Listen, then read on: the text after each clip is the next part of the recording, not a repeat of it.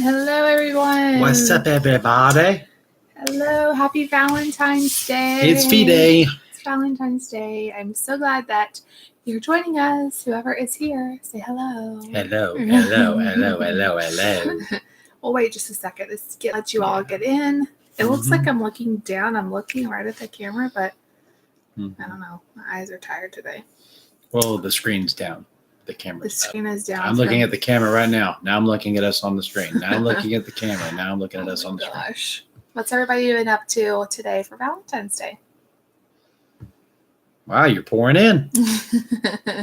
Hello, everybody. Somebody say hi. We can make sure our chat works. Hopefully it is. Okay. There they are. It was on top chat instead of live chat. Now we're in. Hello, Carissa, Tara, Kim, Bryn, Christine, Kim, Ashley, Caitlin, Rachel, Nikki. Hey, everybody. Jess, Ashley, you're sick. Oh, I have not been feeling so great today either, so I'm so sorry. Sammy, Sandra, Christy, Heather, Mary. Hey, guys. Thank you so much for coming on. Hey, everybody. Kids are in bed, but one of them is still awake, so hopefully she'll be on bed soon. She's listening in at the door. Wendy. Hello. Oh, Troop Beverly Hills. That's a good one, Brent. Oh, yeah. You're both sick? Aw. Happy Valentine's Day, everyone. Happy Valentine's Day. Happy Valentine's Day. Thank you for jumping on with us. So, yay. happy out of town. Aw. I'm glad you and your daughter got to have fun, though, Kim. That's awesome. For sure. That's great. So we wanted to do... Hello, Virginia. Courtney. We wanted to do this chat. It was actually Dave's mom's idea, which we might have thought of it, but we try to do one per month. We've been trying to do one. And she was like, well, maybe you could do a live stream for people who maybe are single or aren't spending Valentine's Day with their family or their loved ones, and just talk about what y'all do being parents without that. We can't just go out on a date on Valentine's Day usually because we don't have family nearby to watch our kids. And so I thought we could use this opportunity to kind of talk to you guys about our Valentine experiences over the years. And hopefully everyone will enjoy it. We can all hang out together. So I am going to start off by saying, I am so sorry, you guys. Tomorrow's Bible study is going to be late. I'm going to still try to do it tomorrow morning. So maybe it'll be up by the afternoon. I have not been feeling good today. I think it's either the craziness of the last week and it just kind of got to me, or maybe whatever Lucy had this weekend. I think it's temperature changes too, because my eyes are starting to be itchy. Yeah, I just woke up with a really bad headache, and then I had to take a bunch of medicine, and then that made me nauseous. I've been laying down all day. And so the video I was going to do today, the Bible study video, it never happened. I kept saying, okay, I'm going to film it in the next hour. And then I just did not get out of bed. Yeah. So I'm feeling better tonight. I told David, I think the only thing that sounds really good to eat is Subway. So that was our very exciting Valentine's dinner. I hope your husband is okay, Mary. That's awful. I'm so sorry to hear that. Carissa, we're going to talk about that. Rachel, I'm sorry to hear that. That's sad. Yeah, no. Oh, thanks so much, Sandra. You'll have to go back and finish the grocery haul later, but live, I'm glad you came to hang out with us. Yeah, for sure. Yeah. And oh, by the way, the swag is in. You guys, I haven't showed you because I just got them yesterday and I haven't vlogged since. We got our Bless Jess shirts. Yeah, they're actually really, really comfortable. Very much so. Like real soft. I haven't washed them yet or anything. And Ashley, you're in the hospital. What's our deal with everybody being sick? Y'all need to get better here. I know, that's awful. Yes, so we got our shirts and they're awesome. Yeah, they are. I think we both got a 2X. I wanted it to be plenty big enough. I normally wear extra large in t-shirts, but I just wasn't sure about the size and stuff. And it definitely is a little baggy on me, but I'm excited. I'm glad about that. It's very comfortable. I like the purple too. I actually had ordered the white just because I thought that the Bless Jess would stand out a lot on it. I usually like darker colors. They look better on me. I had ordered the white, but then I changed it to purple. Like I emailed them and changed it. So just knowing if you get the darker the blush color, it's kind of dark. It's kind of hard to see it, but Yeah, there is a lighter gray yeah. too, and maybe eventually I could do it with white letters. But I tried that, and it didn't look as good to me. Okay, yes, my hair has gotten very, very long. I'm thinking about growing it out again and donating it. Yeah, I that did was that awesome. when Lucy was a baby. Yeah, about 3 years ago. And I just felt like it was really cool because when I was a teenager, I lost a lot of my hair. I didn't lose all of it, but I lost a very big section of it. And it was such a hard time for me. And if I could get back, I don't know, I just found it really rewarding. So I may do that since it's already so long, just let it grow a little bit more and then cut it off. So it's getting to that point, though. I have to decide either cut it or let it grow because it's getting really long. Mm-hmm. Oh, okay. How do you want to start? So, you can get a shirt. Okay, let's talk about that. You can get a shirt on any video when you're watching it. There should be right above the description box. Yes, like right below the video, there is a little thing that says like buy shirts, coffee mugs. Yeah. If you don't see that for whatever reason, you can go to www.t. I don't want to tell you guys wrong. Let me just link it. Yeah, let's see that. Because I'm going to say it wrong. I can still see you, so just keep on talking. This isn't right. That's just the and I got my coffee mug too, you guys. But I think I showed you all that in a blog. Okay, I'm going to do the link in case you don't see it on the video. What's up, Liz? There it is, you guys. That should take you There you go. Yeah, go on in, shop around. Okay. Oh, that's awesome, Jennifer. Yay. Yes. I'm so glad you joined us on the live the first time. Welcome, buddy. Welcome. Okay. Happy Valentine's Day, everyone. Happy V-Day. Okay, so let's start off talking about, this is what I kind of want to start off talking about. I feel like Valentine's Day gets a bad rap with a lot of people. Brownie Points Day. Well, that's what people say, or like greeting card holiday. People just made it up. Hallmark a lot Day. of people say we just celebrate all year round. We don't really celebrate. I get it. I get all of those things. Every excuse or every I am a pro Valentine's Day person. It's one of my favorite holidays, like probably right after Christmas. It's like my second favorite holiday. It's further down the list for me. Here is my argument, okay? Love. I loved Valentine's Day before I ever had a boyfriend.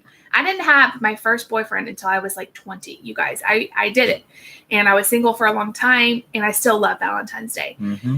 I loved celebrating it with my friends and family. I just loved it. A lot of people say, yes, thank you so much. Everybody give this video a thumbs up. It really does help. Absolutely. Oh, help. I'm so sorry. But I hope this video cheers you up. Absolutely. Oh, thanks, Megan. I hope you have a great time, a great day today with your sweet little boys. Yay. Lucy keeps distracting me in there. I'm hoping she goes to sleep. Just keep talking, honey. Okay, where was I? So a lot of people say we show love every day. Why do we have to celebrate on Valentine's Day? I could say the same thing for Thanksgiving. Yep. Why are we only thankful on Thanksgiving? And nobody says, well, we should be thankful all year, so why should we celebrate Thanksgiving? Why are we only American on 4th of July?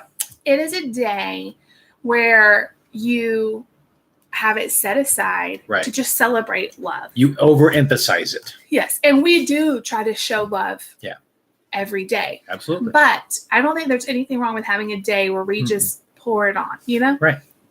So I've always liked Valentine's Day. With no strings attached. That's the key. That's the key. Do it because you genuinely want to show love and show affection. Don't do it because if I do all these awesome things, then I'm going to have a better week. But you guys know, like on The Office. Yeah. When Pam and Roy are going out and he thinks, well, like Valentine's Day is not a big deal. And so she's at the office and all these people are getting Valentine's stuff and she gets nothing. And a lot of people could say, well, that's just stupid that she's upset. It's just a commercialized holiday. But to her, it showed that he didn't really care about her. Didn't think about her. He didn't think about her at all. And I don't even think it was that he didn't spend a lot of money on her. He could have got her a single stem red rose. And I think she would have been happy with that. So I've always liked Valentine's Day. When I was a kid, my dad always made sure to get me something. I mean, balloons or flowers or jewelry or something.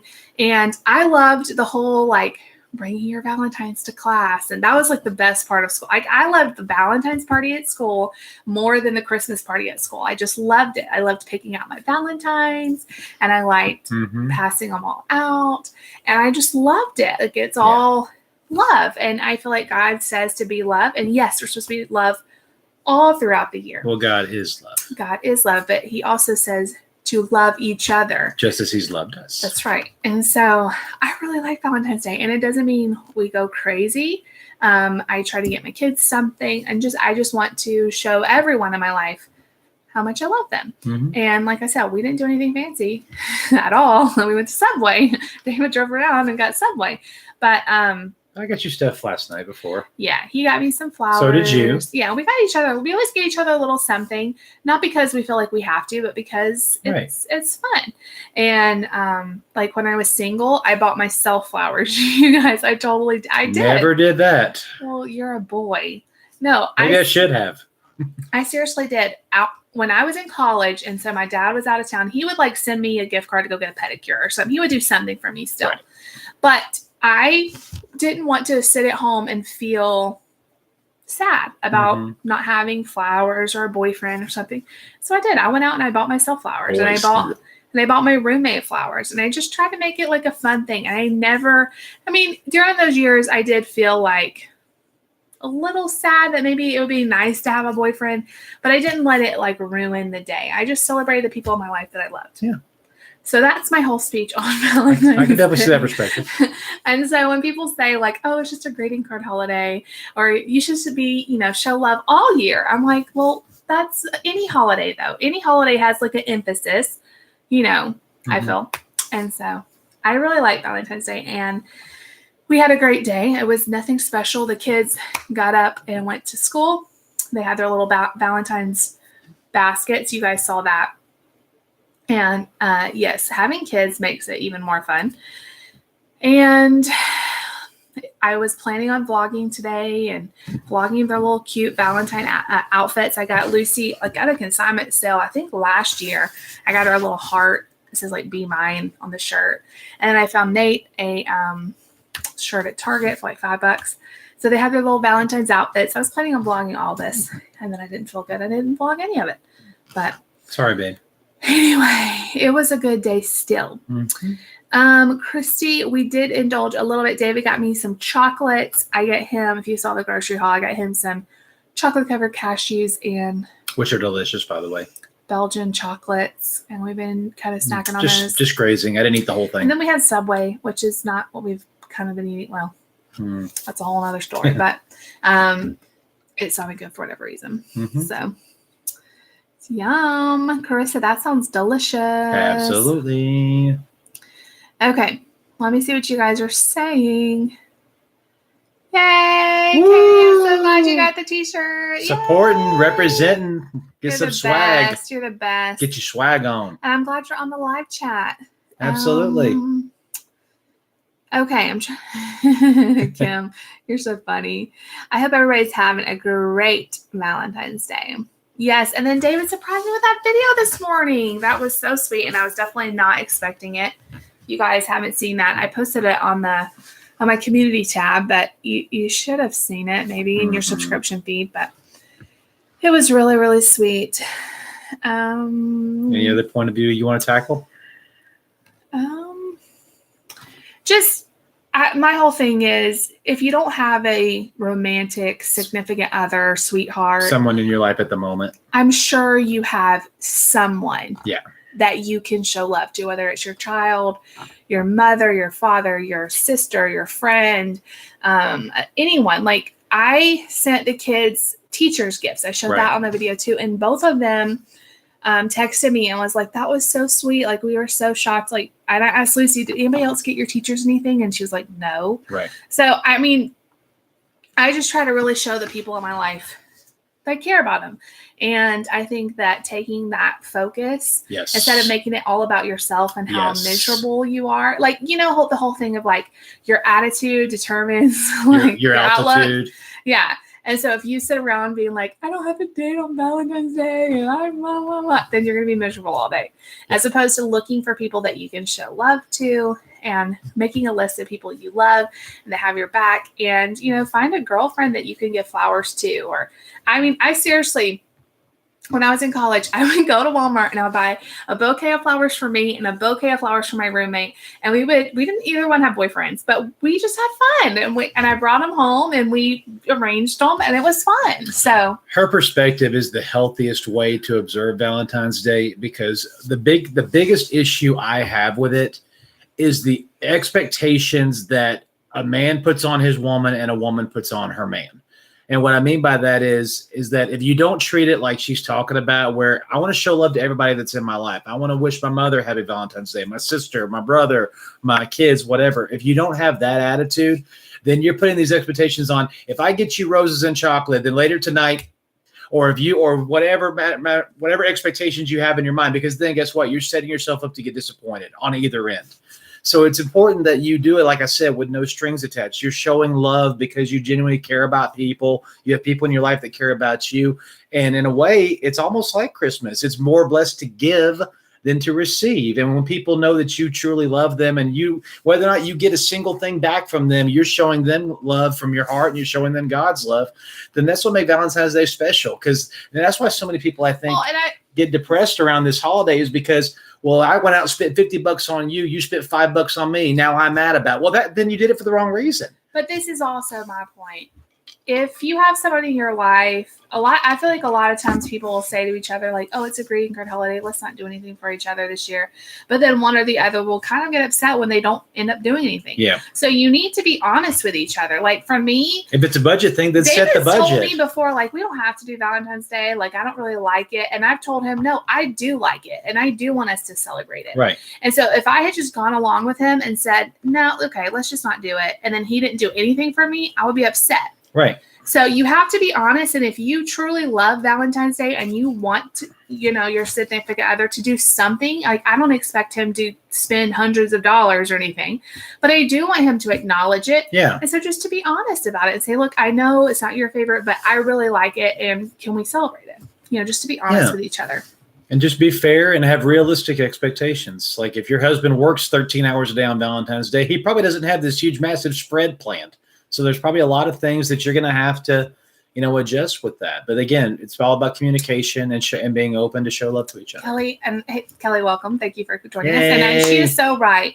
She says, I try to recount the Lord's faithfulness to us in all the ways he has been. And that is what. That's it. Like, we can love because God loved us. And right. I think that's why I love Valentine's Day so much, just because, the Bible says they will know you by your love. That's it. And here's a holiday. Maybe it was created by Hallmark, whatever. It was created by St. Valentine. But you know what I'm saying? Like, people say, like, who gave love.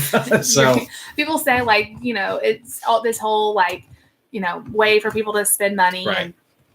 But it also can be a way for us to show love. Yeah. And if we're over here, like, picking apart, my pet peeve with a lot of people is when they tear apart things just to tear it apart. Yeah. Like let's just argue about it instead of just. People just love to be mean and hateful. Yeah. So anyway, I really like it. And a lot of you are saying you spend it with your dog or your cat. And I think that's great too. Yeah. That's great too, because. But single, married, divorced, whatever you may be, widowed. Yeah. God loves you. So you're loved on Valentine's Day. And I know that there's someone in your life you can show love to. Yeah, absolutely. There's somebody. There is somebody. And no matter what, we love you. Yay. God loves you. And yeah. Okay. All right. I think we're done with that. Okay. Let's move on. Okay. A says she needs some advice. Her daughter is 3. She's been trying to figure out for about a year if she's on the spectrum. How do I stop comparing and accept her for who she is? Wait for her book to come out on this. Not really. But it's coming. It's not coming. I've never even thought about writing a book. Of all the things to write a book on, she needs to write a book on this. Yeah, because she has a lot of stories about it. Now, I will say, your daughter's 3 and you're trying to figure out if she's on the spectrum. I would just go ahead and talk to her daughter, because the biggest thing, now this is what I was scared for the longest. Like, we waited a long time. Nate was around 3 and we knew something was going on earlier, but I was afraid to hear them say, yes, those words. Yeah, he has autism. And so we kind of waited thinking he's going to grow out of certain things, and we didn't go talk to his doctor. honestly, when they told us he had autism, there was we were upset, but it was almost a relief too. Now we know what it is. Because we had answers and we can do something with that. Right. So I will say, talk to your doctor, figure out exactly where you are, and you can get help. But as far as the comparing, you just have to let that go. Mm-hmm. I never did this with Lucy. I think down deep, I knew even I had a lot of fear too, because we have autism in the family, both sides actually. Yeah. And I had some fear going into having a baby. I don't know why that fear didn't transfer into Lucy. I don't know. Like, I didn't have a fear with her, but for him, I did. And he was a month, 2 months, 3 months, 4 months. I would compare his development with the growth and development charts of other kids his age, what they should be doing. I was also a nurse, and I had a whole growth and development class in nursing school. So I was always comparing him. What is he doing? What is he not doing? What should I be worried about? And I did this. Okay. I see what you're saying. Yeah. Yeah, definitely. I'll be praying for you during that. But yes, so comparing. I constantly compared Nate, and it's hard not to. It's hard not to. It's hard still not to. When I see other kids, there's kids his age at church, 6 and 7 years old. And I look at them. I was just thinking about this last night when I was watching them play. Like, wow, they talk so much. Like, it's just so different. And it's hard not to compare. Right. But I had to stop, because comparing him is not fair to him. It's not fair to him. It doesn't help anybody. Mm-hmm. It makes doesn't change me a upset. thing. Doesn't change anything. And it robs me of celebrating where he is and the things he is doing and the things he's mastering. Right. And so he's constantly coming up short. Right. And that outlook, like we were talking about outlooks, that outlook is not healthy. Right. So it's good to compare sometimes and figure out, like, is he behind in this area? Do we need to get help in this area?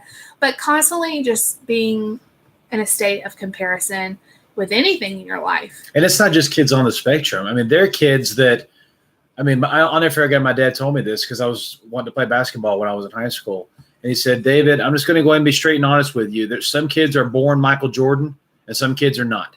He said, there is going to be that kid that just is so good at this. And if you want to be good, you're going to have to work extra hard at it. You're going to have to practice more, this, that, and the other. And so you have to take into account what's your personal journey.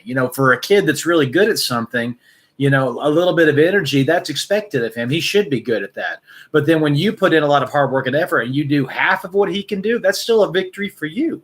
And you have to view every child differently, every person differently. And that's the thing I keep reminding myself, is that God intricately and personally created Nate just the way he is. Mm-hmm. And God entrusted him to us, thinking that we needed Nate in our lives. And we're so blessed to have him. And so there's this constant, affirmation from God that you can handle Nate. I gave you Nate. He's a gift to you. Celebrate the moments with him. Celebrate every day that he has. Celebrate every milestone that he passes. He just brought home 2 tests with hundreds on them. Yeah. And other kids in his class maybe didn't do that, and they're not on the spectrum. Yeah. But he did. So we celebrate every little moment. Comparison for me a lot of times is wrapped in fear. What do you always say, honey? Comparison is the thief of joy. That's it. It's a quote that's on all kinds of things. You could probably find a pillow with that on there. Should be. But it is true. And it comes in fear. And the Bible says 100, how many times? Don't fear. 365. One for each day of the year. Don't fear. And so when I compared him, I lived in fear. I lived in this tangled up mess of emotions. And I'm not saying I'm perfect at it now. And we both have our hard days. Yes. Yeah. But celebrate, and then I get to celebrate when he does make a milestone. We've been on this potty training journey, y'all, for 3 years of actively potty training him, and he has come a long way, but it's been a slow process, and it's hard not to be frustrated and not to compare and not to do things like that. Lucy's been potty trained way longer than him, and she's 2 years younger than him, but he is going to master it. Yeah. And he's doing so much better this year than he was last year. Yeah. So we just have to celebrate where he is. Where he is now. Okay. Yay. Okay. Oh, sorry. I think he's moving. Okay. You guys have awesome good advice too. And absolutely. There's so many specialists with autism and people I'm sure that you're being referred to and stuff. With Nate, we were referred to a autism community. They had their own like doctor that it was called like Autism Community Network or something, and they had their own doctor that actually a team of doctors that diagnosed him. But I know it's different, like with every state. Every state's going to handle it differently. Cities and stuff. Okay. Yes, we're all different. We're all needed. That's right. We all have different strengths and abilities. And how boring would life be if we didn't? If both of you are the same, one of you is unnecessary. Yes. Kim, autism is such a huge spectrum. Huge. Some people go on to have jobs and it's barely even noticeable. They're very high functioning. Some are severe and can barely blink. Yeah. Like David's brother is nonverbal. Right. He's super smart. He is. Yeah, very. And he's very observant, and he has a great qualities. Extremely high senses. But he can't talk. But he can't tell us what he wants. Yeah. So it's a very varied spectrum, and like it just is. So yeah, that's basically the best way to say it. It's just sorry you guys, it's just a very big spectrum. And has Nate played all of his new games? He's really stuck on the Lego Batman one. He likes that one the best, and I can't get him to switch to another one. So I think he's going to kind of like get sick of that one. Yeah, he did that. And then he'll try. He did that with SpongeBob. He still loves SpongeBob too. I'm like, do you want to try another one? And he's like, no, SpongeBob. So but he was excited to look at all of them. Lucy liked everything. I held them all up to her, and she was like, "Yay! Yes!" And believe me, she'll tell me if she doesn't. Yeah, but she liked everything. She loves dresses. Like this spring and summer are her favorite. She keeps wanting to wear a dress right now, and I'm like, your legs will freeze. So she's very excited about spring and summer coming to. And of course, at any point, guys, if y'all have questions for us, submit them. Was actually a couple of questions on Instagram, and there was one on our Facebook video. I totally forgot about till just now. You guys, look, I got a new phone. Woo-hoo! I guess this was my Valentine's present because do you guys see the vlog where I dropped it and it cracked? It was an old phone, and it was having lots of issues anyway. But we weren't planning on doing this week, but that's okay. You go to Instagram. I'll go to Facebook. Okay, there was a couple questions that we asked. We didn't get too many. I feel like we've answered so many that you guys probably know. And by the way, guys, we have like 5 Q&A videos on our channel in a Q&A playlist. So at any time, if you have a bunch of questions, go watch them, and most of them will get answered. But if you still have one after that, please shoot it to us. We'd love to answer. Let me see the one on Instagram. Okay. This one is a long. Okay, this is actually a really good question. It kind of goes along with what we were saying. Okay. Oh, thanks. I got this case on Amazon for like $7. It's probably not the most sturdy. It said it was like shockproof or whatever. I need to get one of those screens. Yeah, I need to do that too. I need to put pants underneath her dresses, but she probably would be like, no, that doesn't go. She's so picky about stuff. I tried to get her to wear like tights under them, and she did not like that. So, okay. Thank you so much, Layla, from NYC. Thank you so much. Okay. Yes. Yeah, she could pull off the look for sure. But most of her dresses are like, like really like short sleeves or sleeveless and all that. So I guess I could put a sweater on top. Okay. I'm going to answer this question, then I'll get to this one. Thank you. You guys are all loving the case. You guys, like $7 on Amazon. I'm going to add it to my shop. When we get done with this live stream, I will add it to my shop. So you guys, if you ever want to see my favorite products, it's amazon.com/shop/blushjess. And it has like all kinds of stuff on there. But I'll add this because I love it too. I'm not seeing any questions on Facebook, honey. It was on YouTube, a YouTube video. Oh, okay. You said Facebook video. I'm sorry. I don't have any Facebook videos. A said, I've been thinking about starting a vlog channel for about a year now, but I'm a wimp. Haha. How do you deal with mean comments? Okay. Block. Yeah. Now, I will say I'm a wimp too. I don't like the mean comments. There's a difference in constructive criticism and flat out being mean. Yes. There's a big difference. Now, and I've had people say, like, what do you mean? Who says mean comments? Like my own mother, sister-in-law are like, what? Like, who says mean comments? Yeah. Y'all will be surprised the mean comment. Now, this doesn't happen every day. And I have a good many subscribers now. Back when I first started, it didn't happen hardly at all. But as I've gotten more, it's happening more often. I have First of all, I've put a bunch of words that are immediately flagged. Yeah. In the comments, like. And those words are. But not just like actual cuss words, which I do have, which I don't even like typing them out. Yeah. But like words like retard, stuff like that. And I know that's a bad word. But those words immediately get flagged, and so they don't just post where everybody can see them. My philosophy is block and delete. If you say something mean about me, my family, my kids, you'll get blocked and deleted. I got this one girl was one time saying like, if you put your life on I keep saying Facebook. If you put your life on YouTube, then I'm entitled. She's basically said, she did say, I'm entitled to my opinion about your life. No, you're not. You're not. Like, this is a safe place. You're only entitled to in your own head. You're only entitled to use your fingers and type. I'm entitled to what I do with that because it's my channel. Oh, and somebody has said, like, would you allow somebody's words to be like painted on your garage door where everybody can see them? That's what it is online. That's exactly it. And so I don't want you guys even seeing the mean comments, because then what happens is y'all start defending me, which I appreciate, but then it turns into them being mean to y'all, and we're just gonna take the high road. I really try to check my comments throughout the day and delete those as fast as I can if they don't get flagged. How do I handle the mean comments? I just try to let it go. Yeah.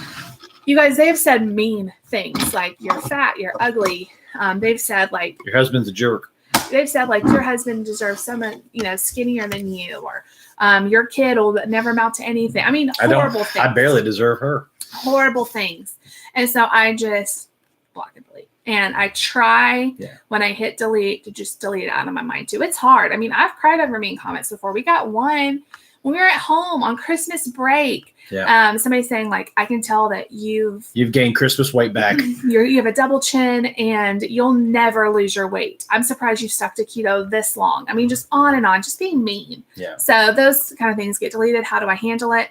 Not probably the best, but I try to just delete it out of my mind too and not think about it. It's hard. And good point, Jennifer. I always think these people that have the time to do this, do they not have jobs? Do they not have any lives whatsoever? And the thing is, like, if you don't like me or my family or my channel, like, you don't have to stay. Like, go find someone you do like. So it's just people that are trolling usually. You don't have to watch the videos. Don't watch them. Okay. Jennifer, that is amazing. Amazing. What were the questions on Instagram? Okay, I'll have to get to that. I can't go to the video on YouTube without locking the. Yes, thing. I'm sure and a lot of times I realize too, like hurt people, and people have their own issues. If they're gonna leave a comment like that, especially about like a child. I mean, if you're gonna leave a comment about an autistic child, my kids are off limits. You deserve the worst thing. Yeah, you leave a comment about my kids, you're all but inviting me to put my fist through your computer. My friend Denise Darlene, I don't know why I called her Denise. Darlene from A Peek Inside. I think I saw Denise on here somewhere. She said that she's gotten like people giving her autistic kid death threats and stuff, saying that he should have just been killed at birth. Like, how hurtful. Your family would be so much better if you just aborted that kid. Like, what? Like, why would you say that to someone? So yeah, people are just mean. Okay. Here is her question. This kind of goes along with it. This is Love Always Joanne. She says, as a mom of a special needs child, how do you two stay and keep it together? Do you ever feel so exhausted that you don't know how you'll ever make it through? I hate when I hear the comments that most parents of special needs children end up in divorce from the stress. I hope this wasn't too much. I just realized maybe isn't the type of question you had in mind. No, that's actually a great question. This is the thing.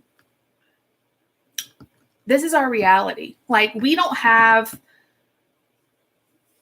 How am I trying to say it? This has always been our reality. We've never had Nate be 100% not himself, and then that does happen. And I know that does happen to people. Like, your child is completely changed. Some accident, and you're not that it's not hard. Yeah, it's not like Nate was a perfectly functioning, healthy boy, and then all of a sudden he fell in a swimming pool and got paralyzed. It's not like that. Yeah. He was born. We've gradually grown with it.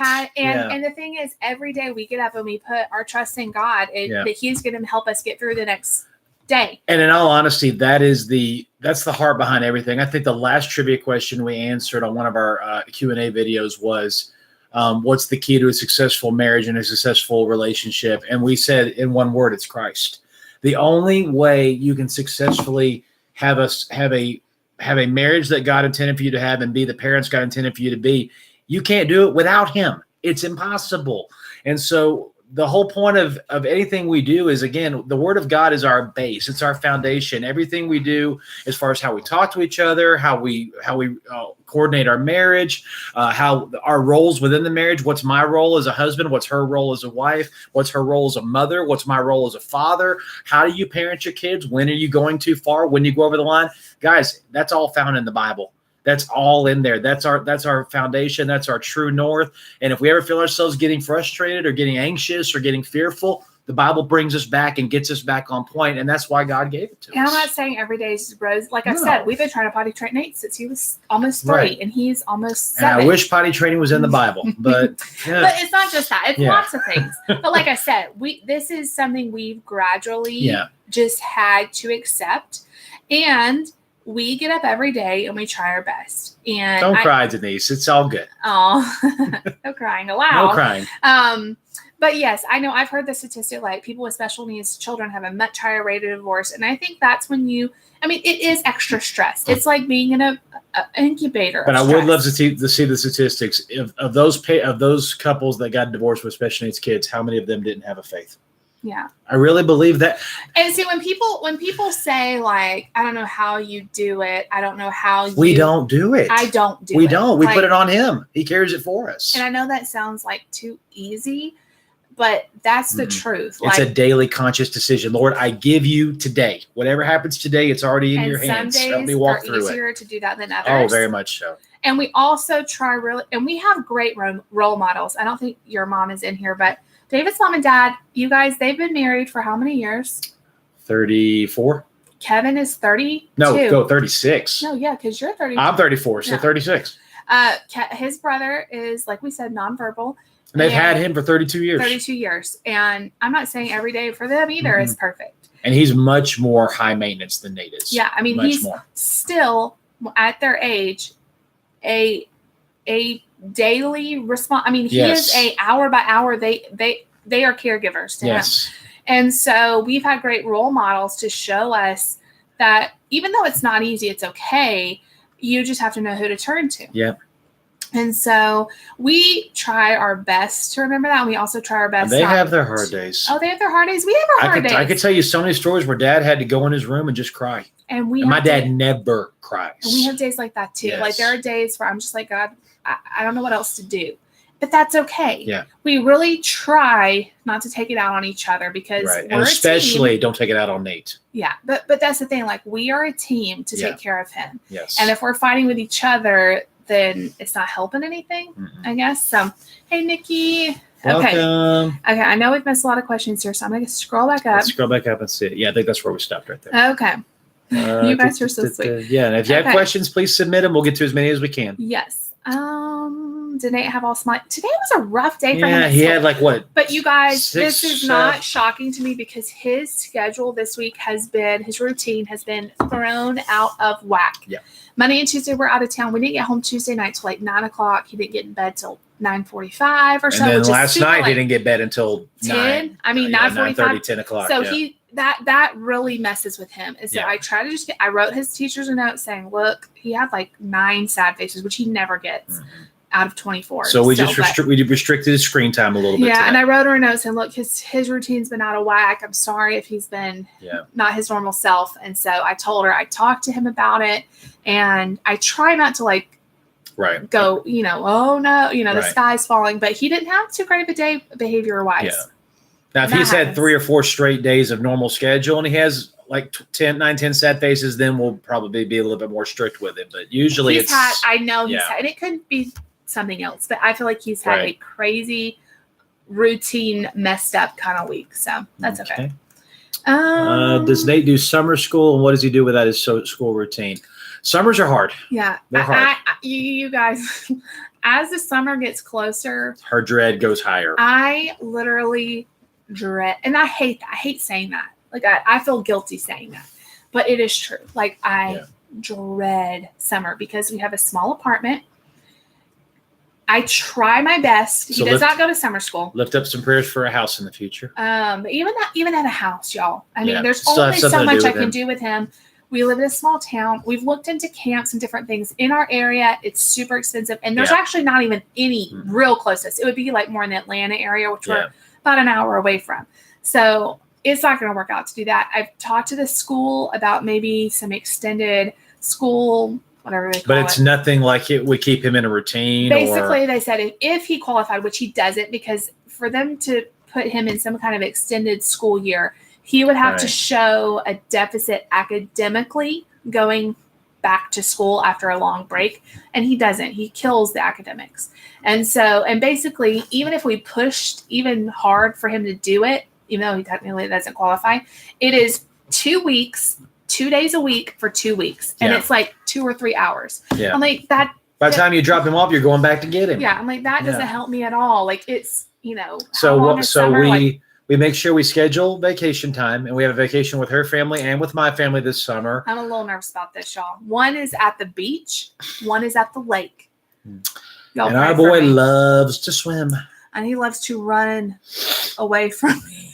And then she'll probably spend. I'll probably have him handcuffed to me at the beach. She'll probably spend a week with her family while I'm at summer camp. Yeah, when he's at summer camp with the youth, and then I probably will have like another week. I'll go to my mom and dad's house, and we'll. So in the 8 to 10 weeks of the summer, probably 4 of them she'll have to deal with him here. The others, and I just try to schedule something, like whether it's going to the library, going to Walmart, but there's just not that many. I mean, if we're gone for an hour or two, then we still have like 10 hours here, So I'm not gonna lie. Well, and thankfully Lucy's big enough now where if you took him like to the playground and he got away from you, she would either play or stay with you.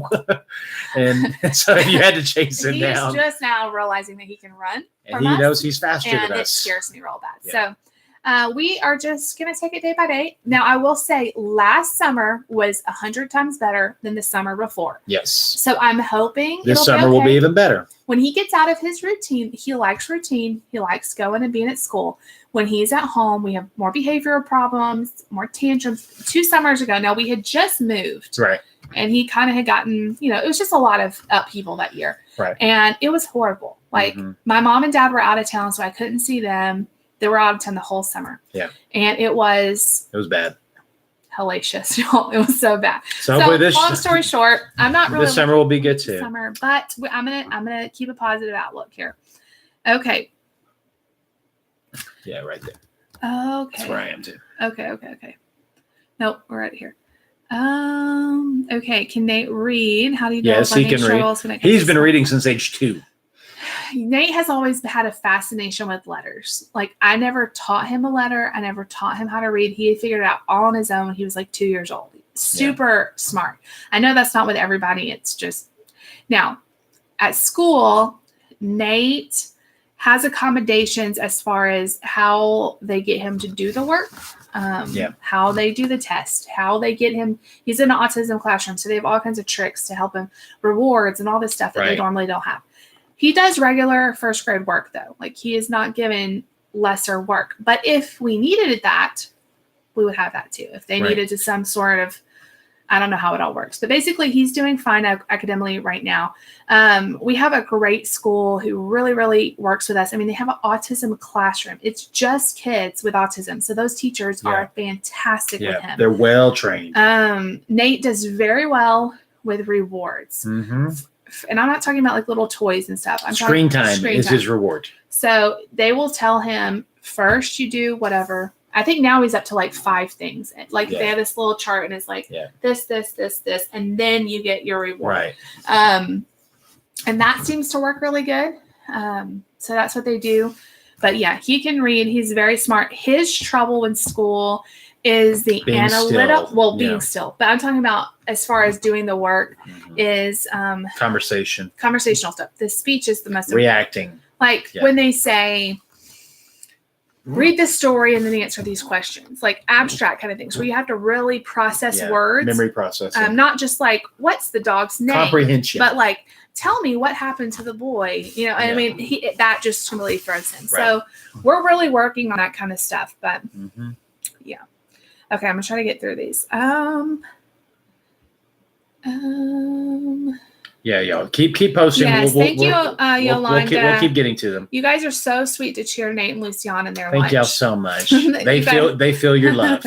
I always hold my breath when I open their lunch too, especially Nate. Allison. Good night, Ashley. Have a good night. Bye, Ashley. Ashlyn says she's scared of getting married because everyone in her family that's been married has gotten divorced. I will just say, don't get married to anyone that you don't see yourself with forever. Right. And then just do your best to not even think about divorce. That's right. It's not even a word we would say. Yeah. But I know there's special circumstances for whatever reason that has to happen. I would say, like, don't live in fear. Just because it happened to your family doesn't mean it's going to happen to you. And don't marry anyone that you aren't. If they don't make you a better person and push you towards Jesus, you don't need them. Yeah. Yeah. So. Thanks so much, Ashlyn, for watching. Oh, Lucy would go back to Disney today. Oh my gosh, she would go back today. Asked to go back all the time, and I would love to go back, but it's expensive, y'all. Yeah, we saved up for like 2 years to go. We did not save up for 2 years, but we had like a lot of help too. Your it. Parents helped out a lot with the cost. It was awesome. Katie, that's a great question. And yes, there is a plan for that. My parents I do have a power of attorney should something happen to both of them. I don't think they've signed all that off yet. They need to work on it. It's in process. We know what's going to happen, but at the same time, I know. But the biggest question that I have yet to really sit down and talk about them is at what stage in their lives do they need me to make decisions, and is there any point? It would probably be if something happened to them, or if age cost them to they could not physically take care of him anymore. Yeah, but we would cross that bridge when we get there. We would absolutely do whatever we could. We got several years left before we even have to start talking about that. Yeah, they're both doing great right now. Yeah, but we definitely because David is the only sibling. I'm sure you would be the one. Yeah. And there are things we could do, but absolutely, Kevin would be a huge priority. We love him a lot. Okay. Take him to a high school track and let him run. We've done that. There's actually a track at our park. I don't know if you guys have seen that. We've vlogged it a few times, and it's a really big track. The last time we were there, though, there was a lot of people, and he kept trying to take off running away from us and, like, would not come. I don't even mind if he gets a little bit ahead of us, but he, like, hauls butt and is trying to, like, get involved in these college kids, like, football games and stuff, and I'm like, oh, Lord. So... Have you ever? That didn't work out too well. The Griffin Sis asks, "Have you ever tried ESY for Nate? And have you looked into Camp Southern Ground?" ESY, I haven't. Maybe we need to Google that. We'll Google that later. I have not. Visual schedule. Yeah, he has that at school. Yeah, they use that well for him. Let me scoot this up a little bit. My legs are okay. Straddling that pole. He has that at school. And that really works well for him. And I probably will make something like that for summer. I kind of started doing that last summer, and our schedule just kept changing so much. Right. But he does like visual schedules. He also likes step-by-step social stories where there's like a picture and then words to kind of explain, like, we're going to the dentist today, which is, that's a whole nother thing. The dentist is crazy with him. But like, this is what you do step by step. That kind of prepares him. Okay. How did you know you were meant to be together? Holy Spirit told me. That simple. No. We both knew what we wanted in our spouse for life. We just didn't know all the the descriptions of it. But I mean, my dad raised me very well and said, look at your mother and how she treats me and how she treats you. And, how much she loves the Lord, how much she has a walk with God, how much she prays, how much she loves God's word. All of these things are modeling to you the Proverbs 31 woman, and so that was a good checklist to go off of. But the key phrase he said to me that I will never forget, and I'm going to teach Lucy and I'm going to teach Nate, is they need to love the Lord more than you do. If they don't push you to step up to their level in terms of your relationship with Christ, then they're not good for you. They're going to be an anchor pulling you the other way. So they need to be someone that pulls you forward into your walk with Christ. And so I knew that I wanted someone that had a firm walk with God. And getting to know her, we talked on the phone for hours before we even met face to face. And her stories and her testimony of the things she'd been through and the things that God had done in her life, the miracles that had been worked out, the healing that God had brought her through. I had no question in my mind where her faith was. I had no question in my mind, how strong of a woman she was already. She'd lived more life than most girls ever will. And, to go through all those things, I knew she would be a person who would challenge me, who would not let me slack off in my faith, who would push me to be a better man. And so I'm better because I'm with her, and she makes me a better man. She makes me a better husband. She's not afraid to shoot me straight between the eyes and tell me the truth. And we hold it. And for all those things that with her is that I also know that at the end of the day, she's not going to put any standard on me that I'm not going to immediately turn around and put back on her, that she's going to live and die by what she says. And so will I, because that's the only way it works. Accountability has to go both ways. I think so, like for me, we just instantly became friends. I mean, it was at the beginning, it was romantic, but it was also like we built a friendship too at the same time. Mm-hmm. And we were just comfortable with each other. Like I never stressed out about making sure I had makeup on or making sure like I said everything right. Like I just told him the truth, and I just always felt really comfortable. And I never had any fear that if I do this and he's going to leave me or he's going to break up with me. Like I never felt that way. And I just loved the way he took care. Can't get rid of me that easy. He just always was so like, if I told him I had a headache on a date or whatever, he'd be like, let's go get some Tylenol. Like he would take me straight to like fix it. I'm a fixer. Yeah. Most men are. That's really sweet. And I just love the way that we just clicked. Like we grew up very similar. Our families are very similar. Yeah. And we just fell in love. That's something else. You got to put everything through the filter, where are her family at in their faith? In our state, one of the key questions she asked me is, are you Alabama or Auburn? Because that's going to make it hard on you if you're not Alabama. Not that I wouldn't have dated him, and not that I wouldn't have. But again, we're getting backed up here. But again, that's all those things that factor into it. You when you marry them, you marry the whole family. Yeah. And so if there's parts of it that don't work or you're not comfortable with, then you need to reevaluate and go, is this person in my life worth it to have them at my side? And she absolutely is. I love her. I love her family. And we were on our way to get the car from my mom and dad on Sunday night. And we literally were like, we're going to listen to this podcast and listen to songs or whatever. We talked the entire 4-hour drive. Just talked as best friends would talk. And I looked at her about halfway through the drive and said, this is proof to me that we're going to be okay 50 years from now because we can still do this. The fact that we can be just best friends and just keep talking to each other. Okay, I'm going to try to catch up. So we're talking. So we're Corey in Topanga. He's been watching Boy Meets World like from the beginning. So yay, I'm binge watching it again. Oh my goodness. Okay. Yes, if we ever go back to Disney, we will vlog. If you haven't seen the vlogs of our Disney trip, go back and watch it. There's a whole playlist. Yay, they're awesome. Carissa says she's in love with her best guy friend. I'm scared to tell him if he doesn't feel the same. Pray about it a lot. I would just be honest with him. Yeah, for sure. And, just say, I don't. Rip the Band-Aid off, sister. I don't want it to ruin our friendship. But if you have these feelings and, what just don't swing the pendulum all the way in. Don't go, look, I'm head over heels obsessed with you. Just say, look, I don't know how you may feel, but I think I'm starting to have feelings for you, and I want to know, do you even feel anything? And if not, this is the thing, like you want to be with someone who truly wants to be with you. Right. So if he doesn't, then that's still an answer, and it's not the person God has for you. So it's good to know either way. That's my thing. I think so too. Okay. Yes, Katie, he definitely could be a track star. That boy is fast. Yes, he is. I've nicknamed him the Flash. Kelly, you live in Cartersville too. What? If you ever see me out and around at Kroger, say hi. Definitely. Oh, who just gave us a super chat? I'm going to scroll down. Barb. Who. She's like our guardian angel that comes in and just throws some blessing dust. Thank you so much. Thank you, Miss Barb. So I've had a lot of questions like, what are super chats? What does that mean? So I wanted to answer it. I want to answer it since she just did that. Basically, a super chat, and I didn't know this till I started watching other people, but a super chat is where you support our channel, you give, it could be any amount of money.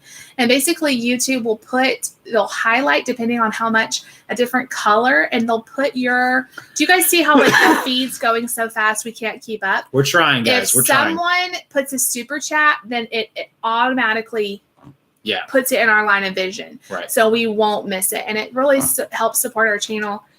We don't get a lot of money for doing this at all. It's a blessing. And our going rate is $50 an hour. So just kidding. Not true. We would do it for free. Yeah. So, and the trolls are coming. So thank you, Barb. You are the sweetest and the kindest, and we love you. And that's what a super chat is. If you ever see the highlighted stuff, it's just a way for us to be able to make sure we see it. And it really does help support our channel. So, okay. Let me see who else we were. That's where we were, right? Okay. Betty, I'm so sorry that your mom so is sorry. I'm glad you're watching, though. She's 94. Wow. Well, happy Valentine's Day Happy to Valentine's both Day to of y'all. you. Okay, Cybe Tribe. I like your name. Awesome. I'm a special needs teacher at an entire school that's only for kiddos with mild to severe autism. How amazing. That is a very big privilege. I hope so. That is amazing. Thank you so much. And thank you so much for what you do.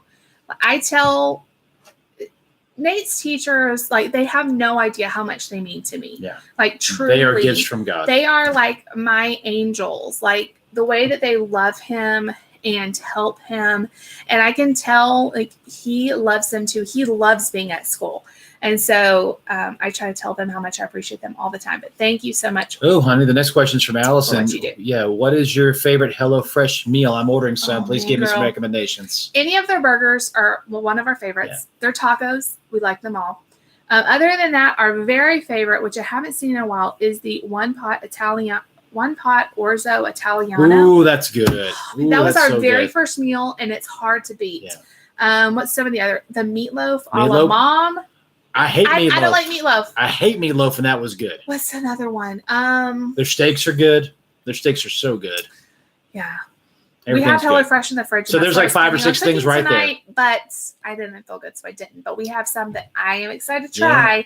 But I feel like you can't go wrong with their burgers. There's something about the meat and the flavors they have you do. They're better than a restaurant burger, don't you think? Like, I agree. It's better than going to the quality of the ingredients is just so Outback or much somewhere better. and getting a burger. It's insane how good they are. All right, honey, you stay in real time. I'll ask you questions that I'm getting. All right. You're such a very special couple, and your love shines through. Thank you so much. Thank you. You guys are so sweet. We try to be. Thank you. Okay. Somebody said, how old was Nate when he was diagnosed with autism? He was 3. He was 3 when we went and talked to him. But we saw signs when he was 2. Almost 4 when he actually was officially diagnosed. A little bit before he turned 4. He was in speech therapy and stuff before that, but. Oh, Joanne, well, have a good night. We're excited you came on. Oh, y'all are so sweet. Yeah, Boy Meets World is one of your favorite shows too. Yeah, I would put it in my top 3. I really would. And it's funny, I was telling her, the reason I'm binge watching it again is because when I grew up, he was deprived. I was deprived because our cable that we had, and I didn't understand any of this, but it didn't process this. It didn't have the Disney Channel. We had Nickelodeon, we had TV Land, all that thing. And I remember the Disney Channel was there, but it was in like the 97 range, and it was all scrambled. So you could sit and listen, but you couldn't watch it. Do you know how much this comes up in our life? Yeah. Look, they're remaking Xenon. Never saw it. What? That kind of stuff. Cadet Kelly. Never saw it. What? I did see Cadet Kelly later. But there's all kinds of stuff like that. Even Stevens. So what would happen was if I was at a friend's house and there was something on, I would watch it. But then I really did not. And it's funny. I was watching an interview with the cast of Boy Meets World, and they said while they were on the air, the show was actually not that huge. The first reboot of it on, I think, ABC Family and the Disney Channel is when it really became magnitude. And that's when I caught it. I caught it in my college years when it was, being re-syndicated, and that's when I fell in love with it.